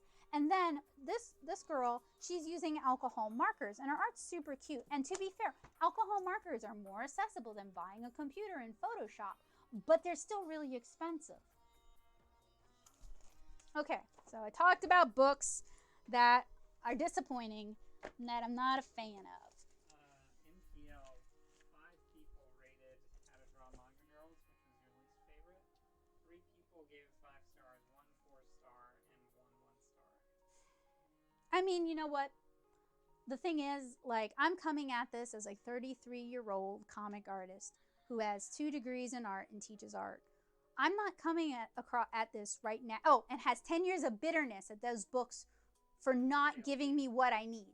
I'm not coming at this as a 12-year-old who's excited about learning to draw. My feelings might be very different if I came into this completely fresh. And I don't want to crap on that. I don't want to poo-poo that. I don't want to make them feel bad.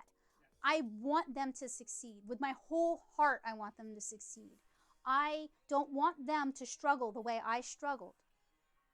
That's why I have this channel. That's why I have the blog. I want to put stuff out where they can see one of my figure drawing tutorials and then read one of those books and just mix and match until they find what they need. That's what I want. I want them to be empowered. I don't want them to have to pay $100,000 to go to art school to learn how to draw people.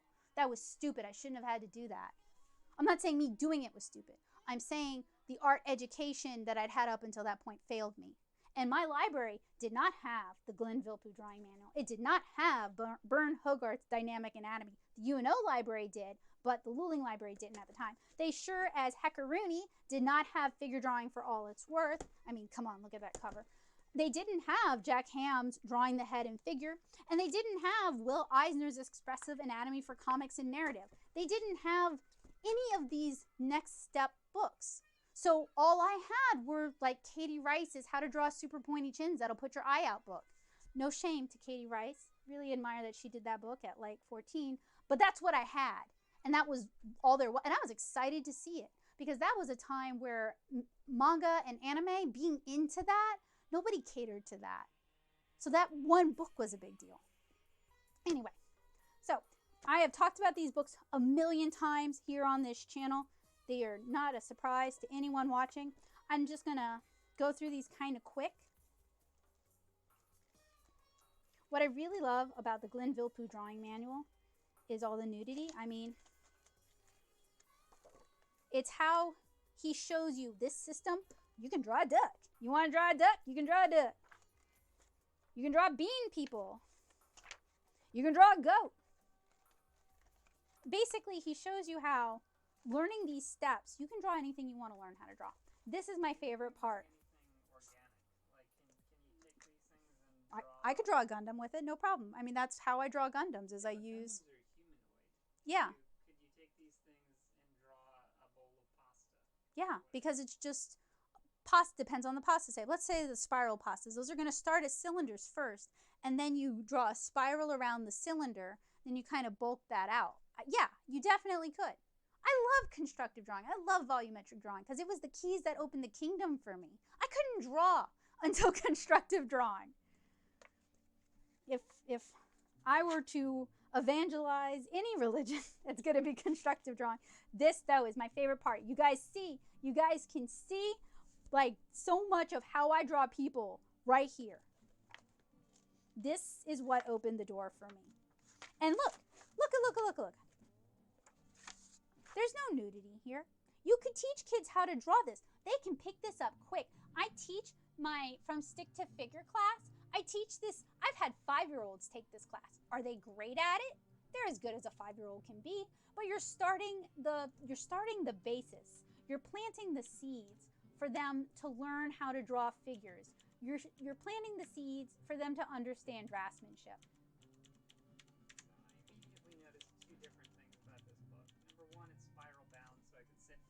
Yeah, that's another, you're right. Well, that's because he basically prints these himself, which is why they're out of print 90% of the time. I love that it's bound like this. This is so much easier to use. You can have it flat. You can have it folded. Number 2, it is not prescriptive at all. I haven't seen a No. thing that says first do this, No. do this, magic. No, he doesn't promise magic at all. He never promises magic. It's basically like, you're in for the long haul. Good luck, Chuck. And I love that too. Like, it's very honest. He talks about silhouette. He talks about gesture. Like, I understand why a lot of libraries don't have this book. There's a lot of nudity in it. He talks about interlocking forms and how to draw joints instead of just the circle. Like, we all have circle joints. Really, we have peanut joints for at least like our elbows and knees. There's a lot of nudity. This book's kind of hard to get a hold of. It's out of print a lot of the time. Seriously, it's my favorite book. Please bring it back into print. Burne Hogarth's Dynamic Anatomy. If you're more into drawing more muscular figures, which is something none of those manga books touched on. And JoJo's, I mean, come on. JoJo's is all muscles. Toriyama, all muscles. This doesn't show you how to use the visual language of manga. Not at all. It's such a shame. Collene touches on that a bit in hers. Oh, for sure. If you want to learn how to draw manga, I'm going to make some enemies. I would say get these books and then just read a lot of manga and watch a lot of anime and practice drawing from those books based on these principles. Because it's all just surface dressing.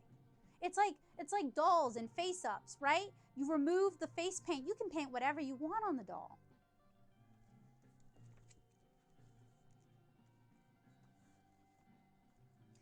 This is really good too because he talks a lot about using those basic forms and building them up into something more elaborate. He spends a lot of time talking about ears and noses and eyes. It is a little sexist because he definitely draws more men than women, talks more about the male figure than the female figure, but it's still a really good reference. And even just practicing, copying these exercises over and over again while reading the text and making notes, it's very time consuming, but you will actually learn how to draw. Isn't that beautiful? And it looks like a machine. Are you supposed to read all these books linearly? I don't know. I don't know if the artists themselves think of it that way. And then we have Andrew Loomis, which is just kind of like some of his ideas on how he draws are a little outdated, but really you just need to freshen them up with more modern taste sensibilities. Like the way he draws women where their hips are super narrow. It's just about taste. But what's great about this book, there's a lot of talking. Do you need to read it all? Skim it. Take notes. But he has a lot of comparisons, a lot of breakdowns. This is just good as like a reference that you would have even after you're happy with your art, because he also shows how to do proportions, how to do perspective for the figure, how to foreshorten the figure. And it gets kind of technical, and you might not need all the technical. Like this is all about perspective and how to pose figures and how to stage figures together in the same scene. So this is gold for comic folks. And like horizon lines and hanging figures on the horizon lines. These skeletons though, y'all, these skeletons. And I drew so many of these. I copied all the ones in this book, and then I went to like Pixel Lovely because that was still a thing. And I was drawing the figures in these skeletal forms to just get it to stick in my head. And none of those books talk enough about this. This is how you pose your figure. So many kids will draw something and erase, draw something and erase, draw something and erase. And then he draws the mannequin form, but he better explains it. Like, okay, so you've got the mannequin form, but this is how you can break it down with the musculature. And it's a cartoony enough musculature that it's workable for most of us. And this book does also mostly focus on the male figure, but you can kind of combine, mix and match, and work from reference, because honestly most of the reference online is female figures. He does talk about the female mannequin some, but you guys, oh, and then he shows the different landmarks in the height comparison. Yeah, I noticed one of those How to Draw Manga books drew the characters and then laid down a perspective grid, which, like, if you care about the height of your characters being accurately represented with respect to each other, then you should have drawn the perspective grid first. Yeah, that's what I do. Or at least have the horizon line first so that you can hang them appropriately on the horizon line.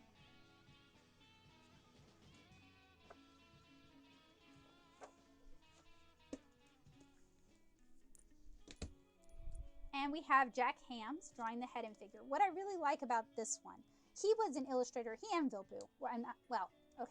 Him and Loomis were both commercial illustrators. Vilppu worked for Disney, and he taught a lot of people how to draw people who work for Disney. So if you have a cartoony art style, that's why I push Vilppu so dang hard. He taught the Disney animators how to draw people.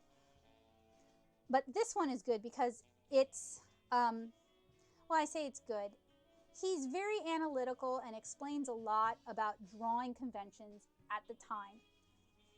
There's a lot you can actually learn about it. It is kind of sexist, but like any resource, you take what you need and you find other sources if you can't find what you need. Now, I like this book because he talks about a little bit of everything. He explains the ears, and then he provides a lot of examples. And what I would recommend you do is you copy it, and then you draw from reference. And he talks about different ways to render hair. And what I love is that there's so many examples. He draws loads of different examples. And one of the things I don't like about those How to Draw Manga books is they draw one thing and they expect you to extrapolate from there. Look, he has all these different ways to draw female noses, or stereotypically female noses. He talks about the differences between male profiles and female profiles. He talks about the different head heights, and this is Nightmare image, I know.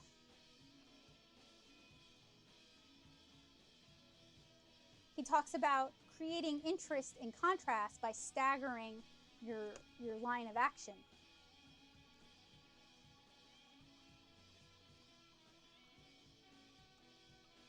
And you guys can kind of see where some of those books, some of the manga books, took from these books, which is fine.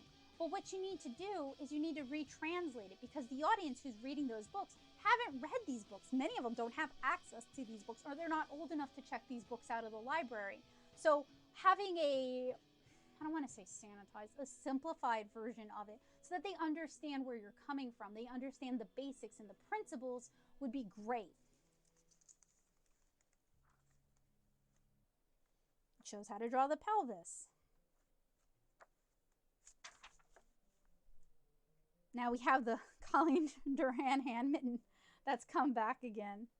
But he also shows all the bones, and he explains the bones. And just drawing these and then pulling up some reference and taking what you've learned from this and redrawing it that way is a great way to learn. He talks about staggering the leg.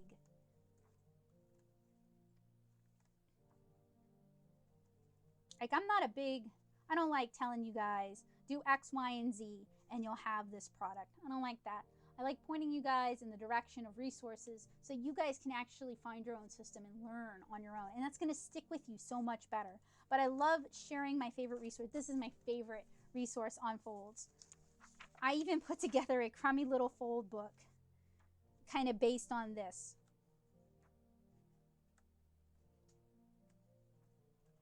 And all of what they're teaching here can be applied to any art style you want to draw in. And then we have the Will Eisner book, which is also good. It's not my favorite of the books we just showed, but I think it's still a good book. And the focus is really on drawing more for comics and cartooning, which I think is important. I feel like the manga books don't talk enough about drawing for your end product, a comic.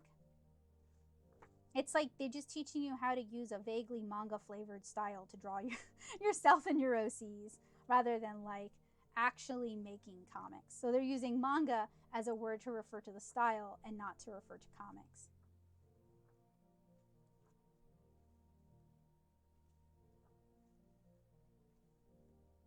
And a lot of this is pulled from his own comics, which is something else I love.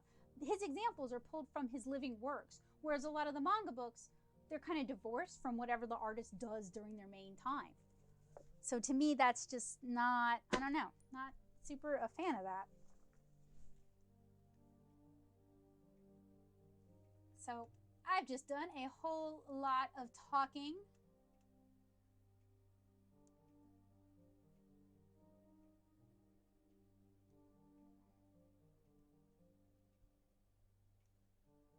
Just kind of catching up a little bit. Yeah, passionate, crazy, I'm one of the two.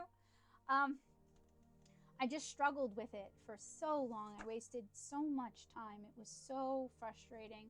And some of my friends would make fun of me, like, you'll never be good at drawing, you'll never learn how to draw. They would say stuff like that.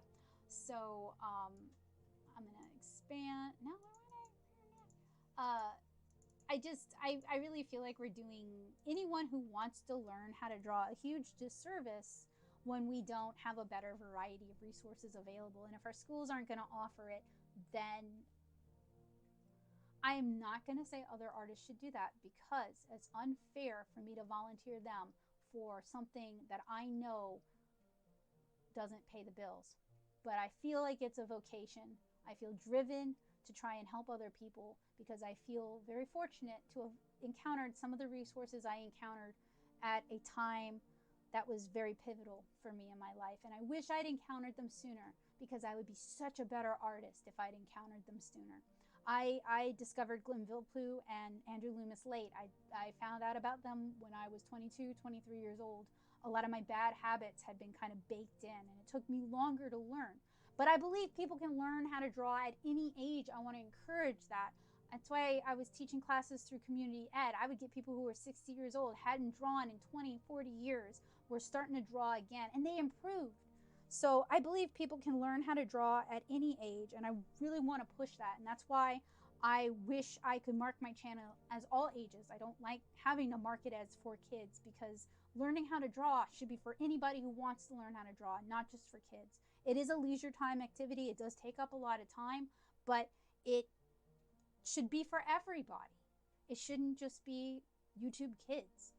So anyway, talked a lot about favorite books. I want to talk about some of the resources that I've made, and I want to show you guys some stuff. I was digging earlier for art I've done that I really like, and I couldn't find anything, which tells me I need to spend more time practicing again, which will come in December. But I have some pieces that I like somewhat, like enough to want to share with you guys.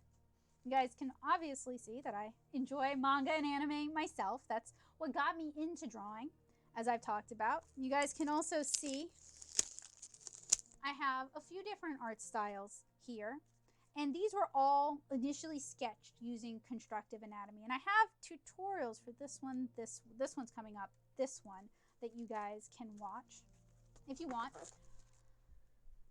I also have videos where we do the constructive human anatomy thing over and over and over again.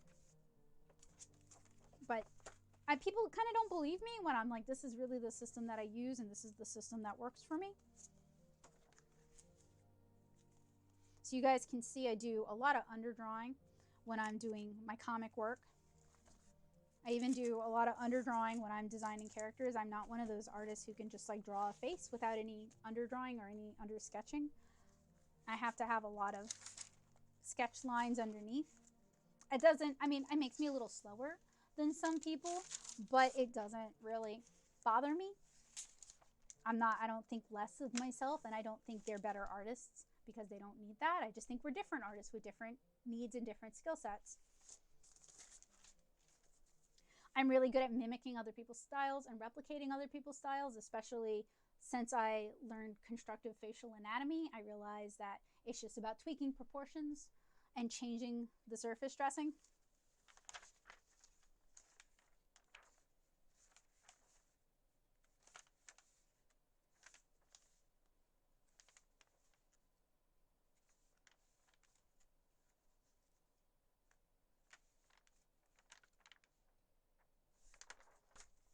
And those are pages from the new chapter I just finished too. So you guys, I work in this style a lot.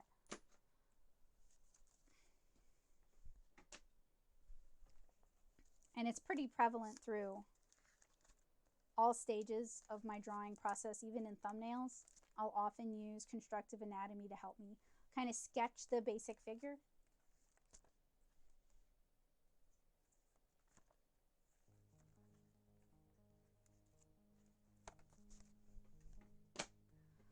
So what I have here is it's kind of a packet I've put together for when I go and I teach from stick to figure, which is the one that's up on the screen right now. I actually need to remove some of the facial drawing out of from stick to figure because that's covered in Manga Madness anyway. And I hand these packets out to all the students in my class so that they have kind of like a handy reference that they can copy and practice from. I mean, obviously I'm falling into some of the same sins I criticize those other books for not explaining things, but the presentations kind of explain things. And this is also not a finished published book that I'm getting paid for. This is just something free that I give them to help them kind of remember the principles that we talk about in our classes.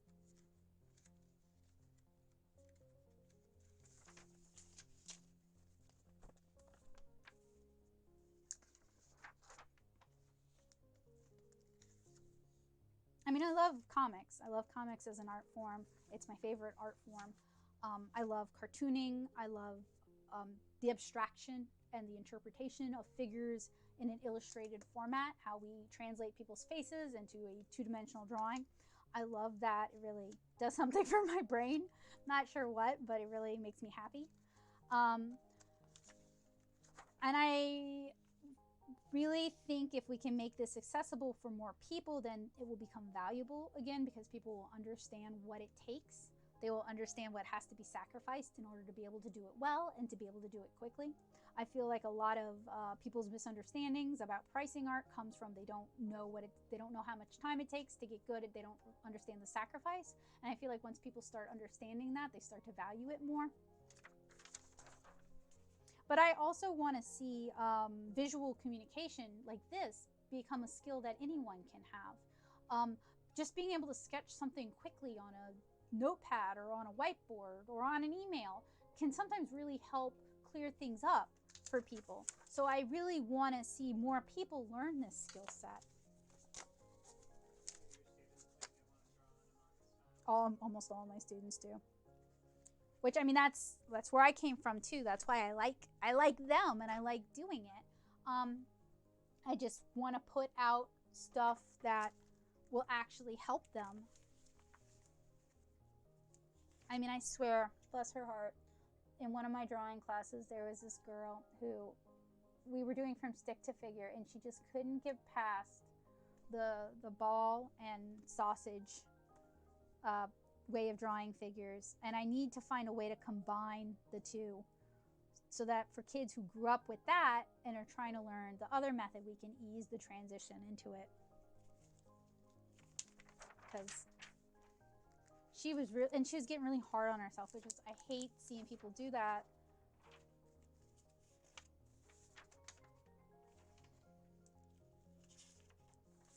It really breaks my heart. I think I have videos for all of these too, but showing, so I used constructive anatomy to do all 3 of these figures. I just kind of tweaked how I did that. So I really think it can be used to draw almost any art style. Maybe not like the UPA super flat, super abstracted, but I do think there's a lot of flexibility.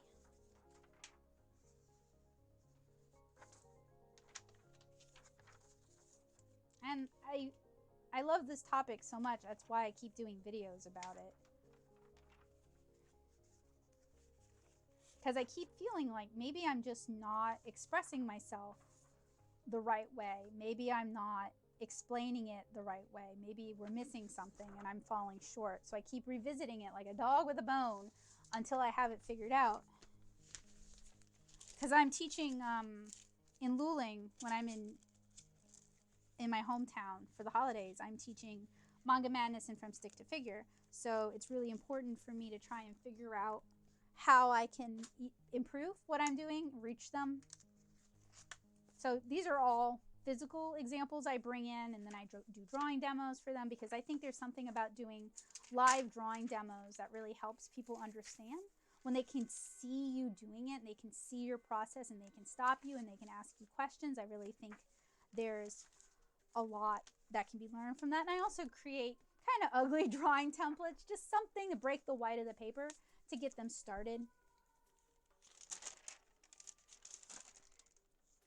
And in this example, I show where we have, there's a concept called, it's like curves versus straight, and it's used to create dynamism and visual interest. So we'll have like a straight line, and then we'll break that up with a curve on the other side, and that just keeps things from becoming lumpy.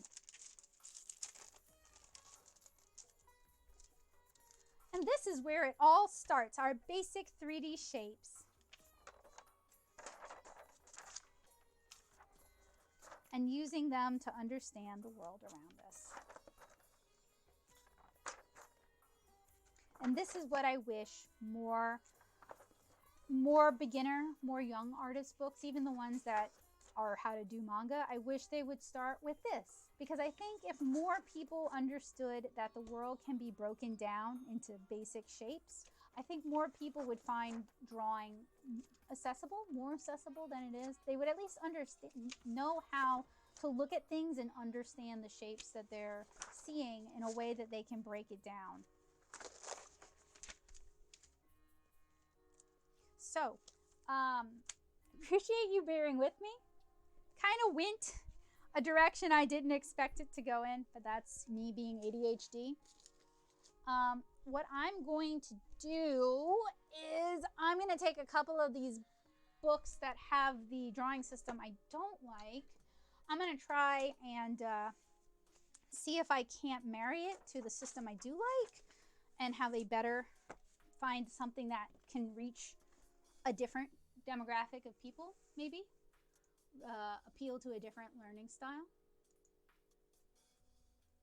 And I'll finally be able to follow the chat. Burne Hogarth. That's what you should be reading. Burne Hogarth.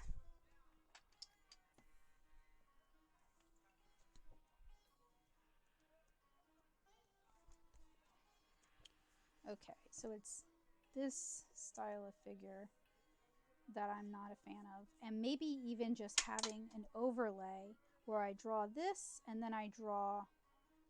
I really can't think like this anymore. That was one of the problems when I did a style test for one of those books, is they wanted it broken down like this, and I just can't draw it like that anymore. Do an overlay. That's what I had to do when I did the style test. Do you think other artists are doing that too? I think like so. It's all just a sham. Yeah, no. Looking at some of those books, I was like, I know you used constructive anatomy and walked it back. Why are we teaching them that? The basic shapes, but think at how they connect and relate to one another. That is a good question that I wish I could better answer, and it's such a cop-out.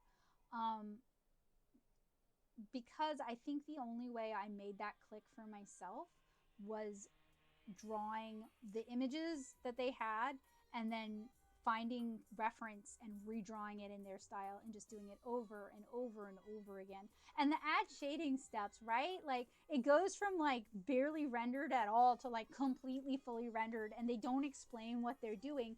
And I guess it's because that's not the point of the book, but it kind of is the point of the book.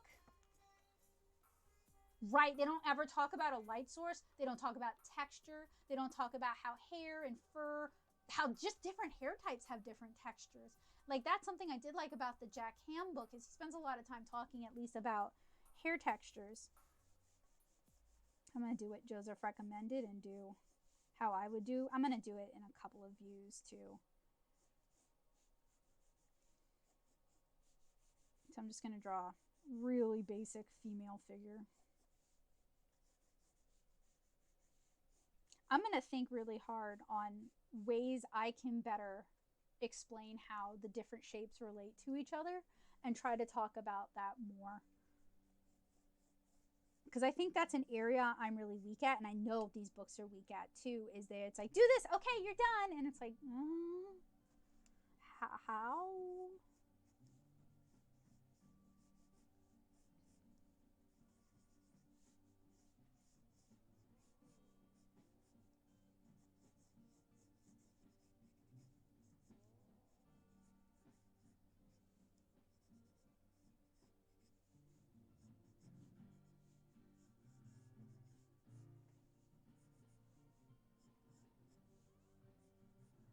Like I mentioned earlier, I guess it's a dream. Like, it's something I've wanted to do for a long time, but it's not necessarily like, it wouldn't make my life complete, but whatever. Anyway, I want to do a good drawing for comics book aimed at teenagers and beginner artists.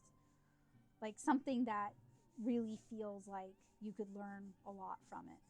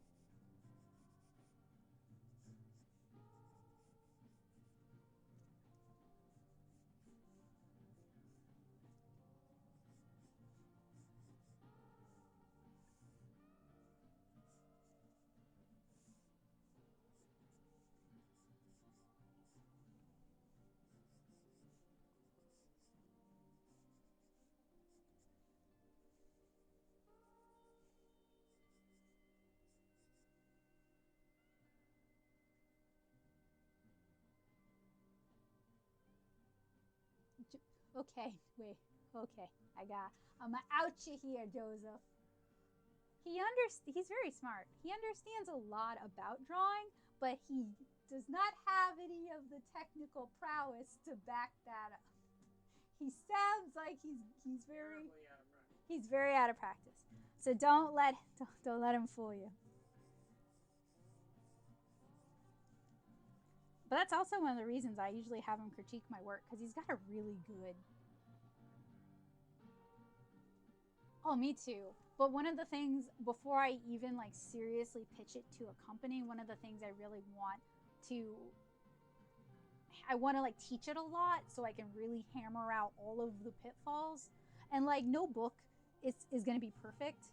Like, I don't expect any book to be perfect, but some of these books have so many glaring gaps between like, this is what I'm doing and now here's an amazing finished thing, that I don't want to just make another book like that.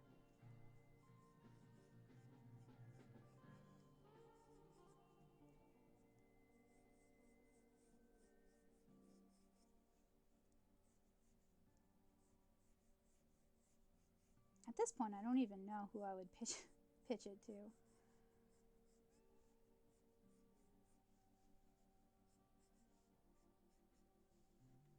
Okay, I'm gonna go grab a piece of tracing paper.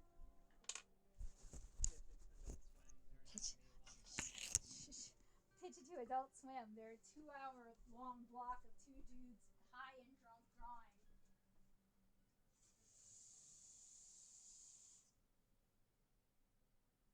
Seriously though, maybe I could pitch it to Crunchy, and it wouldn't be a book. It would be a series of bumper segments. That'd be cute. They've had bumpers for years. Yeah. But that'd be the right demographic. Yep.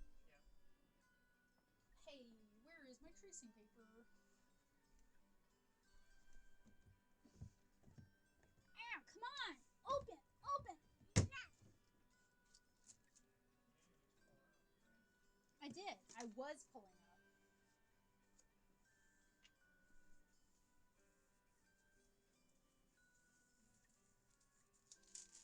I also would want to do...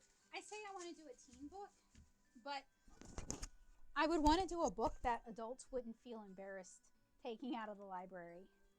Like, Joseph is the one who checked all those how to draw manga books, because I don't have a library card for Nashville.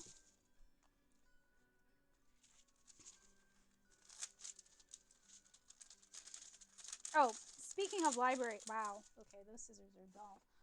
Speaking of libraries, any of the books that I recommended, or any how to draw book at all that you're interested in reading, I highly recommend you fill out a library request form at your local library. And that's awesome on so many levels, because one, you don't have to pay for the book. The library has a budget for that, so they'll get a hold of it. Two, you get to read the book. Three, other people who might not have even known about that awesome book will see that book and be able to check it out, and they'll be able to improve. Four, it shows the library that there's interest in those kind of books, so they will, not only will they try to get more of those books, but it also means they hire people to come in and do presentations on those kind of topics. And you'll also get more of those kind of books. So please don't take anything I said today as like a shill for the books that I talked about. I love them. I recommend them. I hope you check them out of your local library.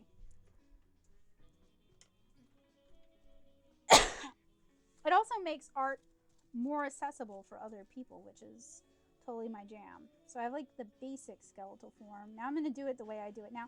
I'm not super awesome anymore about drawing how the joints work.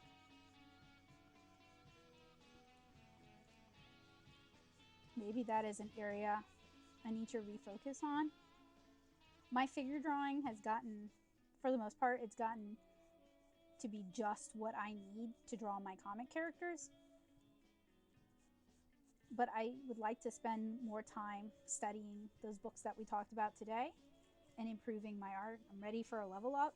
When you start looking at your art and you start feeling like nothing you do is good enough, what that really means is you're ready to level up. Oh man, Calvin, that's awful.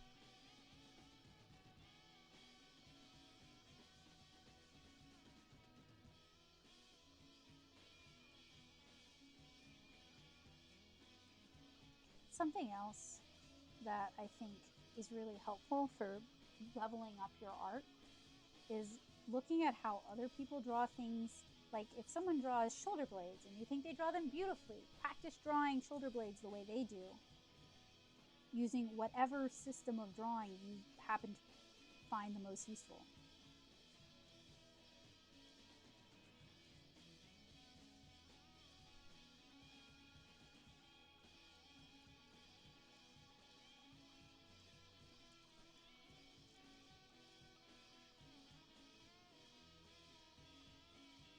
But anyway, if you're looking at your art and you don't, there's like nothing you do is right or good enough anymore, it's probably because your brain, your taste in drawing and what looks good has leveled up, but your hands haven't quite caught up, or you haven't figured out yet how to hit that next peak. That's a good chance to take some time off if you can. Do a lot of figure drawings. Maybe check out how other artists are drawing things.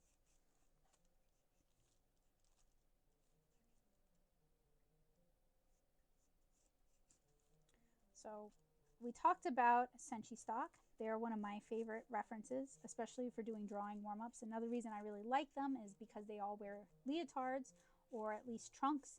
I can use it as a resource in my classes. That was not something that was available when I was a younger artist, but it's available now, so we should take advantage of it. I also, on the not safe for work scale, Proco is a really good channel here on YouTube that I need to spend more time watching. And they do anatomical drawing breakdowns. Proko.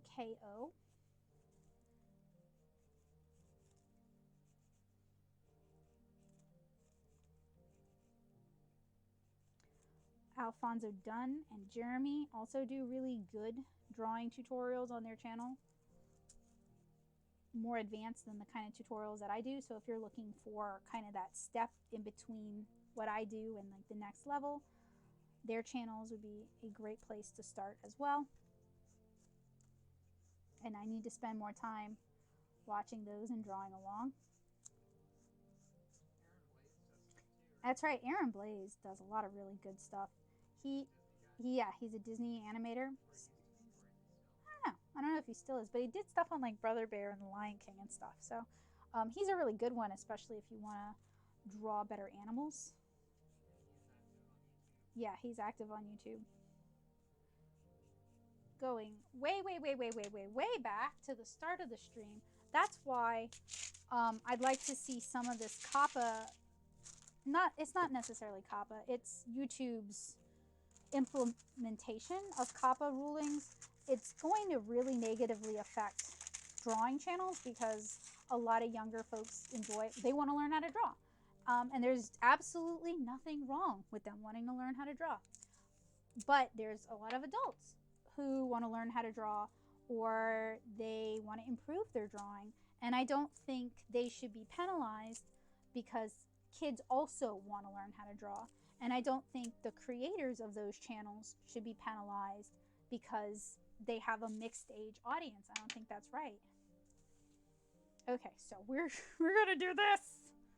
Oh boy. We're also gonna do, that is Miku, come on.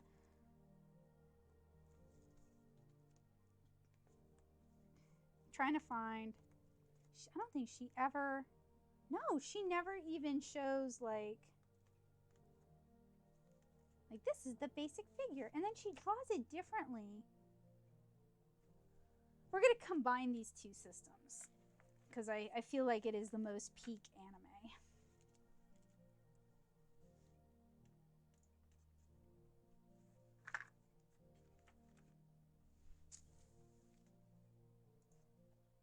Something else I don't like about these books is that they homogenize character types, which leads to stereotypes, which leads to boring writing.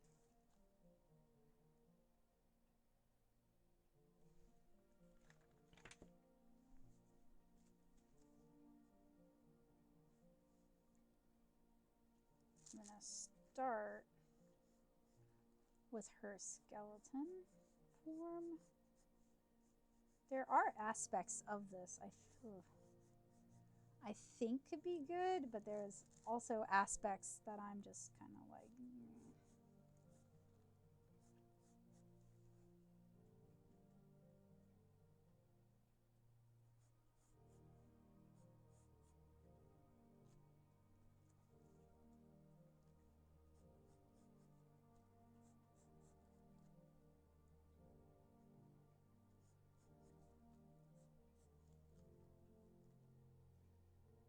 like she, okay.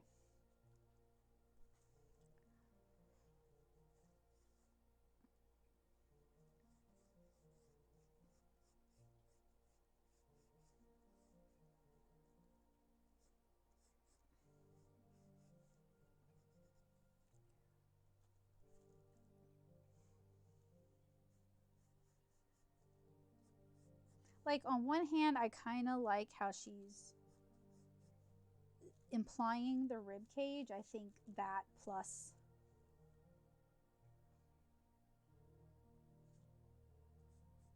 some other things would work really well.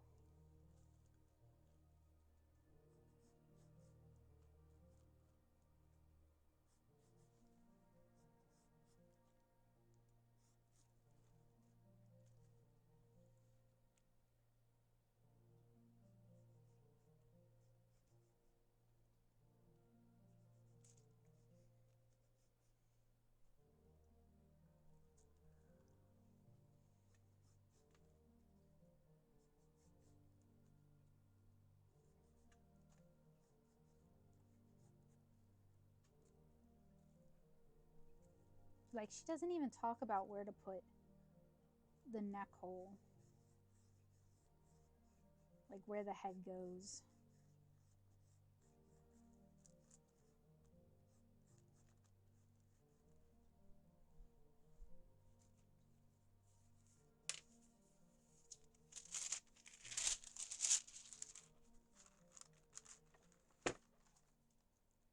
I wish I had done my first sketch on tracing paper too, so that I could just reorder everything, so I could lay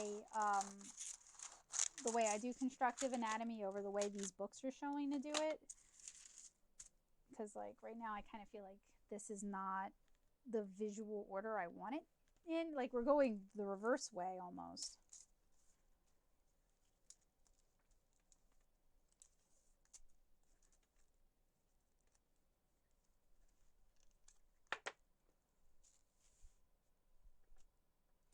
Well, hopefully it helps somebody out. And then she just draws 2 perfectly round circles as the breasts.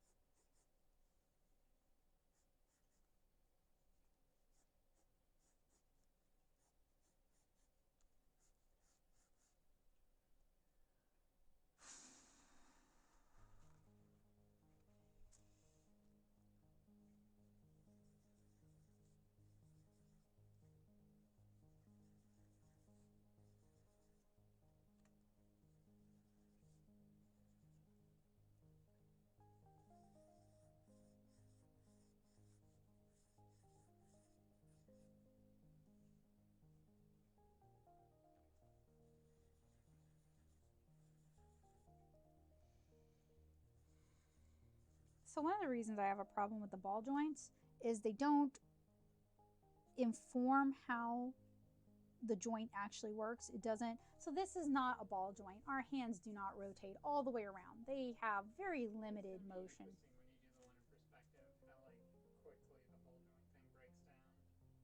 I mean, visually it would work, but it's not going to make any sense if we were to try and pose it. So I have a few ball jointed dolls in my collection, and ball joints in the knee have very limited range of motion. They basically just bend this far. A peanut joint, which has a hinge here and a hinge here, is much more similar to what how our knees actually work, which is why when we kneel, right, we've got the top of our leg, we've got the front of our knee, and then we've got our calves. And I honestly think younger artists are smart enough. You might have to explain it a little bit more, but I think they're smart enough to get it. So I don't know why we just completely gloss over it.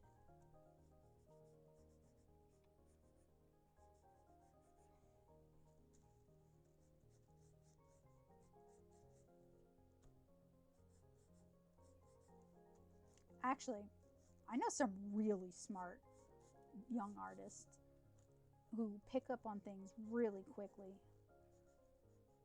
In terms of their acuity, I would say they're as intelligent as many adults I know. So I think simplifying things is good for any beginner. But I think, man, that neck doesn't make no sense. Sorry, because it's like not even placed correctly. Sorry. uh, anyway, I don't appreciate when we overly simplify things and then we don't have anything available for people who might want to learn the next step or learn more. Like the way this person breaks down heads, it's just an oval. Like there's no breakdown between the skull and the front plane of the face. It's just an oval.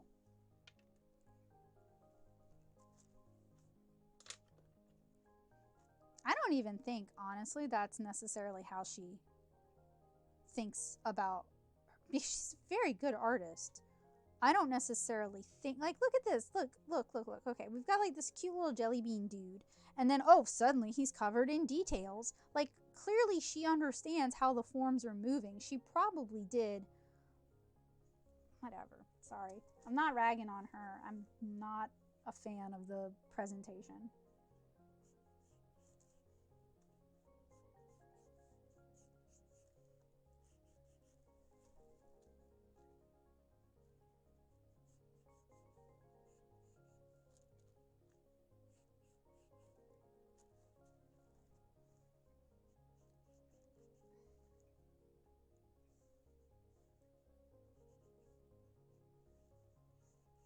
Like, it's just like a weird blobby shape. It's like somebody went over her drawing and tried to walk it back.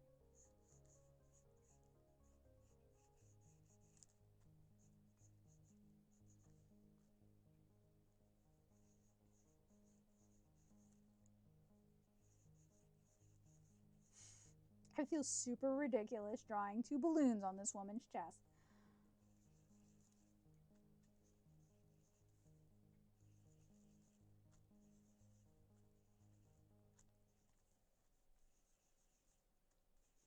She's not, there's no discussion either of how like the joints need to be different sizes. Nothing. Just nothing.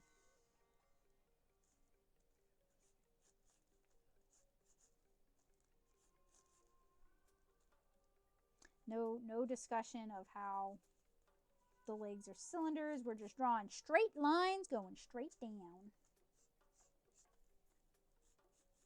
They also don't fully render her right leg, do they? No, they don't. Woo. Oh, yes, they do. Yes, they do. But it's easy to miss.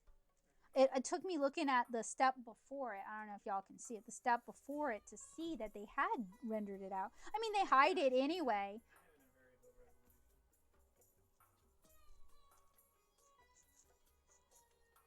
I don't know. I feel like doing this has gotten ideas percolating in my head.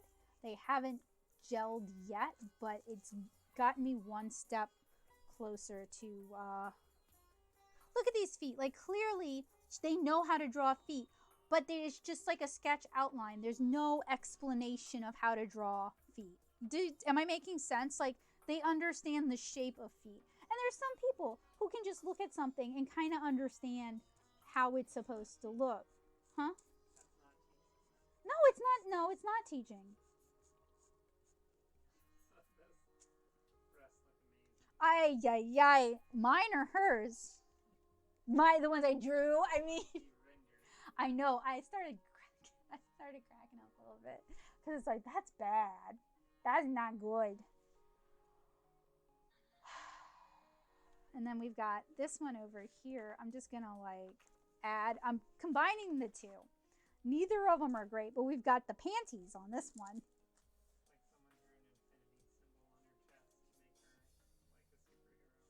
Yeah, really. Super manga woman. Just no, there's no explanation of where the different landmarks are. I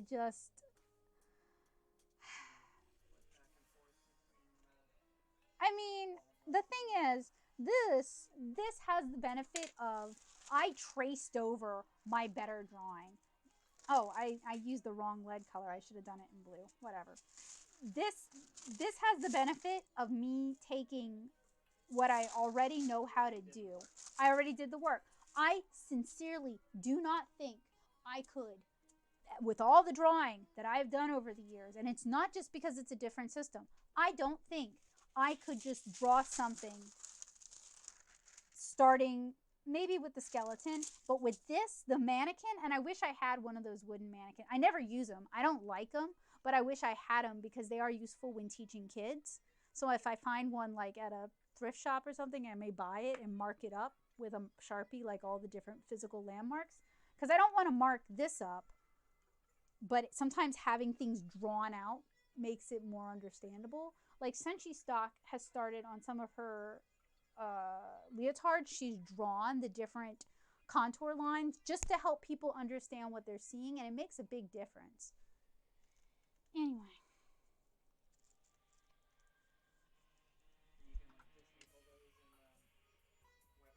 No, she drew them on the leotards.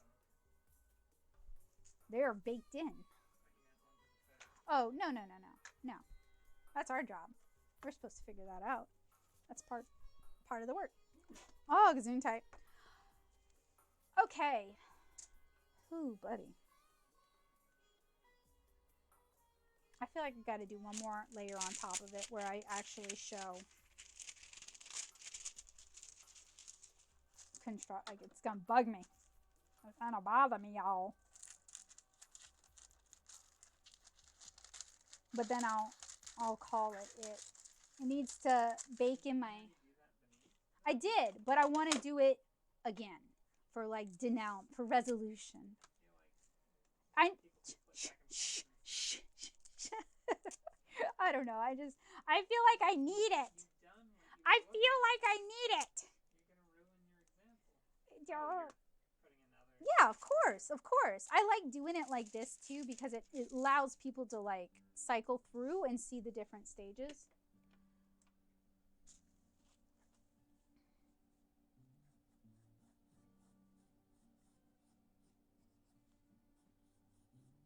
I mean, using the mannequin form to help you get started, if it works for you, it's great. Like, it's great. I'm not ever gonna, I don't want to rag on anybody. I don't want to shame anyone for using something that legitimately works for them. There's a better way. That my complaint is I want them to show you how to take it another step. Because it's really hard to go from, if you don't understand human anatomy, if you don't understand construction, it's really hard to go from this weird mannequin to drawing whatever you want to draw in whatever pose you want to draw.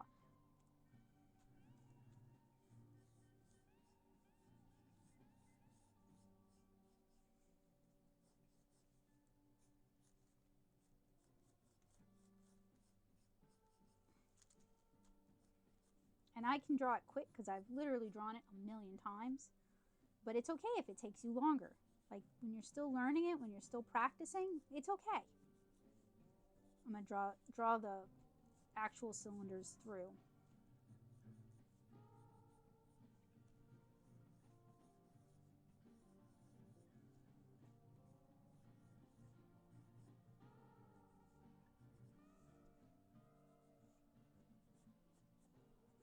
And with the cylinders, I like to taper them and add some curve to them. Just makes things more lively and dynamic. And here's the pelvis from the the Andrew Loomis book.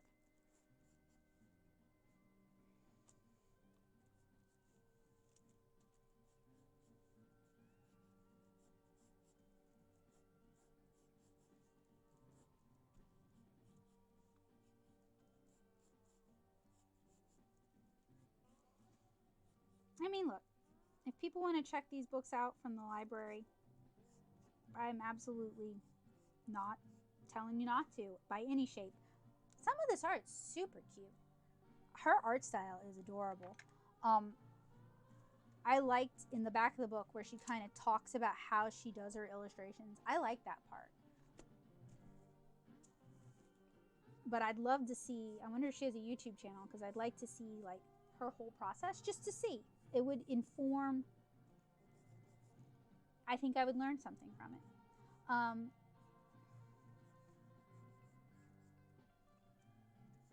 But what I would recommend, if you're going to check out these kind of how to draw books, is follow some people on, I mean, obviously y'all are on YouTube, so you know. But this is me prescribing to my students who are not even here to hear me. Like, watch some people who you like on YouTube, especially the ones who do start to finish kind of videos where you can see what they're doing or walk you through their process. And I don't do start to finish videos necessarily because sometimes I find doing the sketching phase while recording, the recording part is too distracting for me. And it makes it hard for me to... Right, I do try to do videos where I...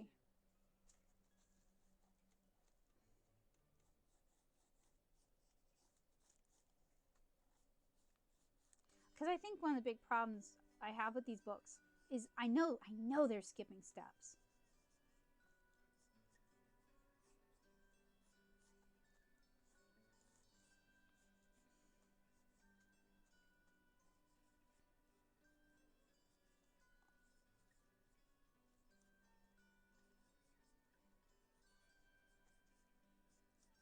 See how the neck hole on the rib cage, and the rib cage is kind of shaped like an egg. The neck hole is actually more toward the front. It's not actually like at the very top like a lot of these books show. And the neck itself is kind of curved.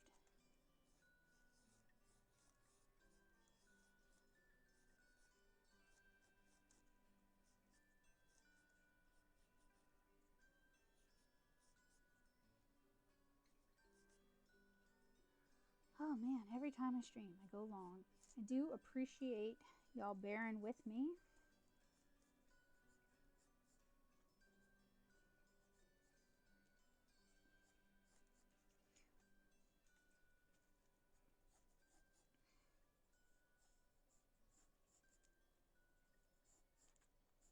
The legs also kind of go back a little bit.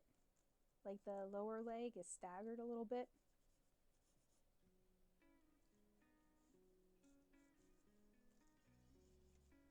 I think it's probably hard to make books for kids. I know it is hard for me to teach kids to make presentations for younger artists without, I don't have a kid, so I can't run it by my kid, and without knowing the kids who I'm teaching before I teach them.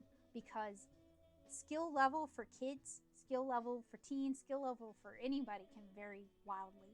And some kids, they've got the concepts, they really understand them, and it's just the mechanical skills, developing the muscle memory, that's all they're lacking. And then some kids they can copy things, but they don't understand what they're copying. So like knowledge can vary wildly. So like creating a book like this, I think it would be difficult, especially now that we have YouTube where people can kind of learn on their own.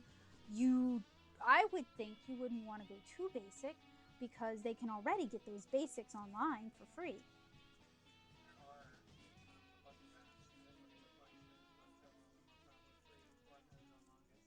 Are you serious? Are you telling me I'm gonna have to do a follow-up video? I'm not gonna do it tonight, but I will do it in another stream because I'm a completionist. Like once I start something, I have to do all of the thing in it. And I also want to point out, like this doesn't necessarily look manga style. She's a little skinnier than I normally draw women, but this doesn't necessarily look manga style. This could be any flavor you want.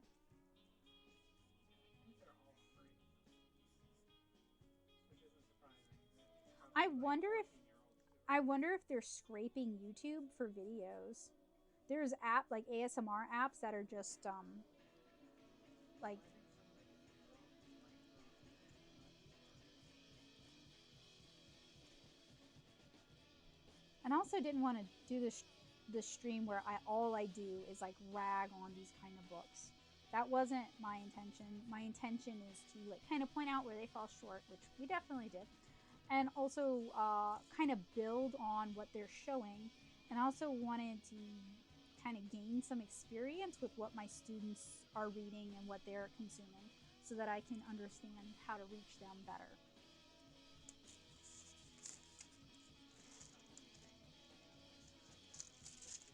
Oh, gross. I mean, I love both of those properties. I mean, it's gross that they're like using unlicensed art to sell their thing because it's recognition.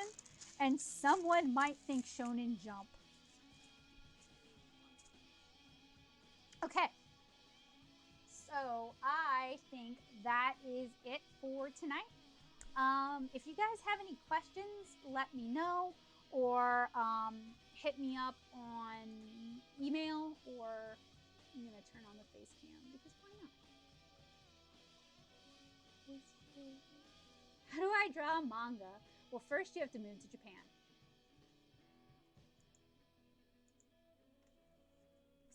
But you know what I'm gonna do? I'm gonna answer you seriously. If you want to draw manga, you got to read a lot of manga. You should enjoy reading manga and comics. You should have artists who you admire, and you should invent your own original character. It can be you in that world, it can be a friend, it can just be something you made up completely wholesale. With your original character, I want you guys to draw a reference of that character, and then I want you guys to practice drawing your character in the style of all the artists you admire, and do it over and over again. And I want you guys to think about what you like about that style. What speaks to you about that style? Do you like how they draw big eyes, big shiny eyes? Do you like how they draw cool spiky hair? Do you like how they draw muscles? Do you like how they render clothing? I want you to think really carefully about why you like what you like and how you can bring those elements into your own art. Because good artists borrow and great artists steal. And by stealing, they mean borrowing ideas, borrowing concepts from other artists.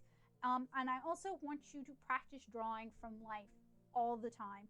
Draw your friends, draw them realistically, draw them in your art style that you're developing. Draw your house, draw waiting rooms when you're at the doctor, draw the waiting room when you're at the dentist, draw people playing soccer or baseball if you're out at games, draw coffee shops, draw as much and as many different kinds of things as possible in as many different styles as you can. That's how you're gonna get good at drawing.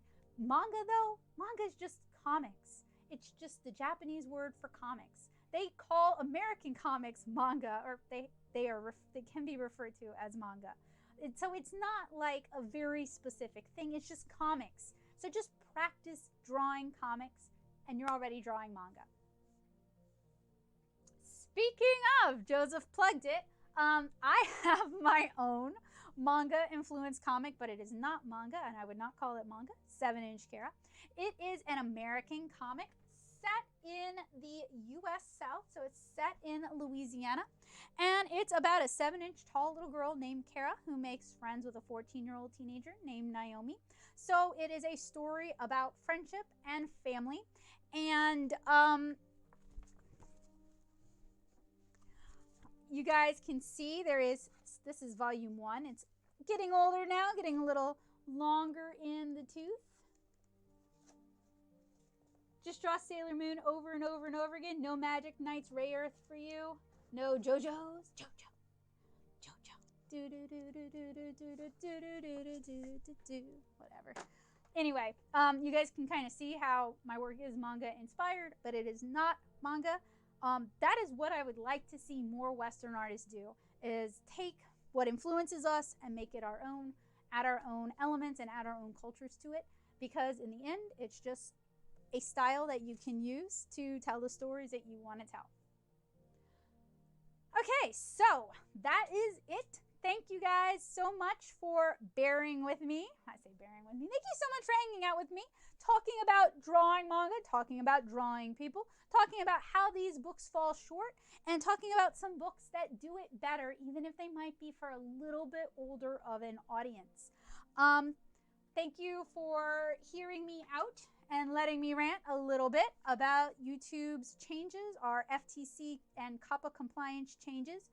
I am super hoping that in the future we can maintain our chat functionality, but if we lose in YouTube chat, what I am going to do is I'm going to utilize my Discord server, the Paint Box, to host chats while we do the live streams, because being able to read what you guys say is really important to me. And Kabocha says that they draw comics carefully with lots of sparkles. So I'll use this as a chance to plug a really awesome comic linked.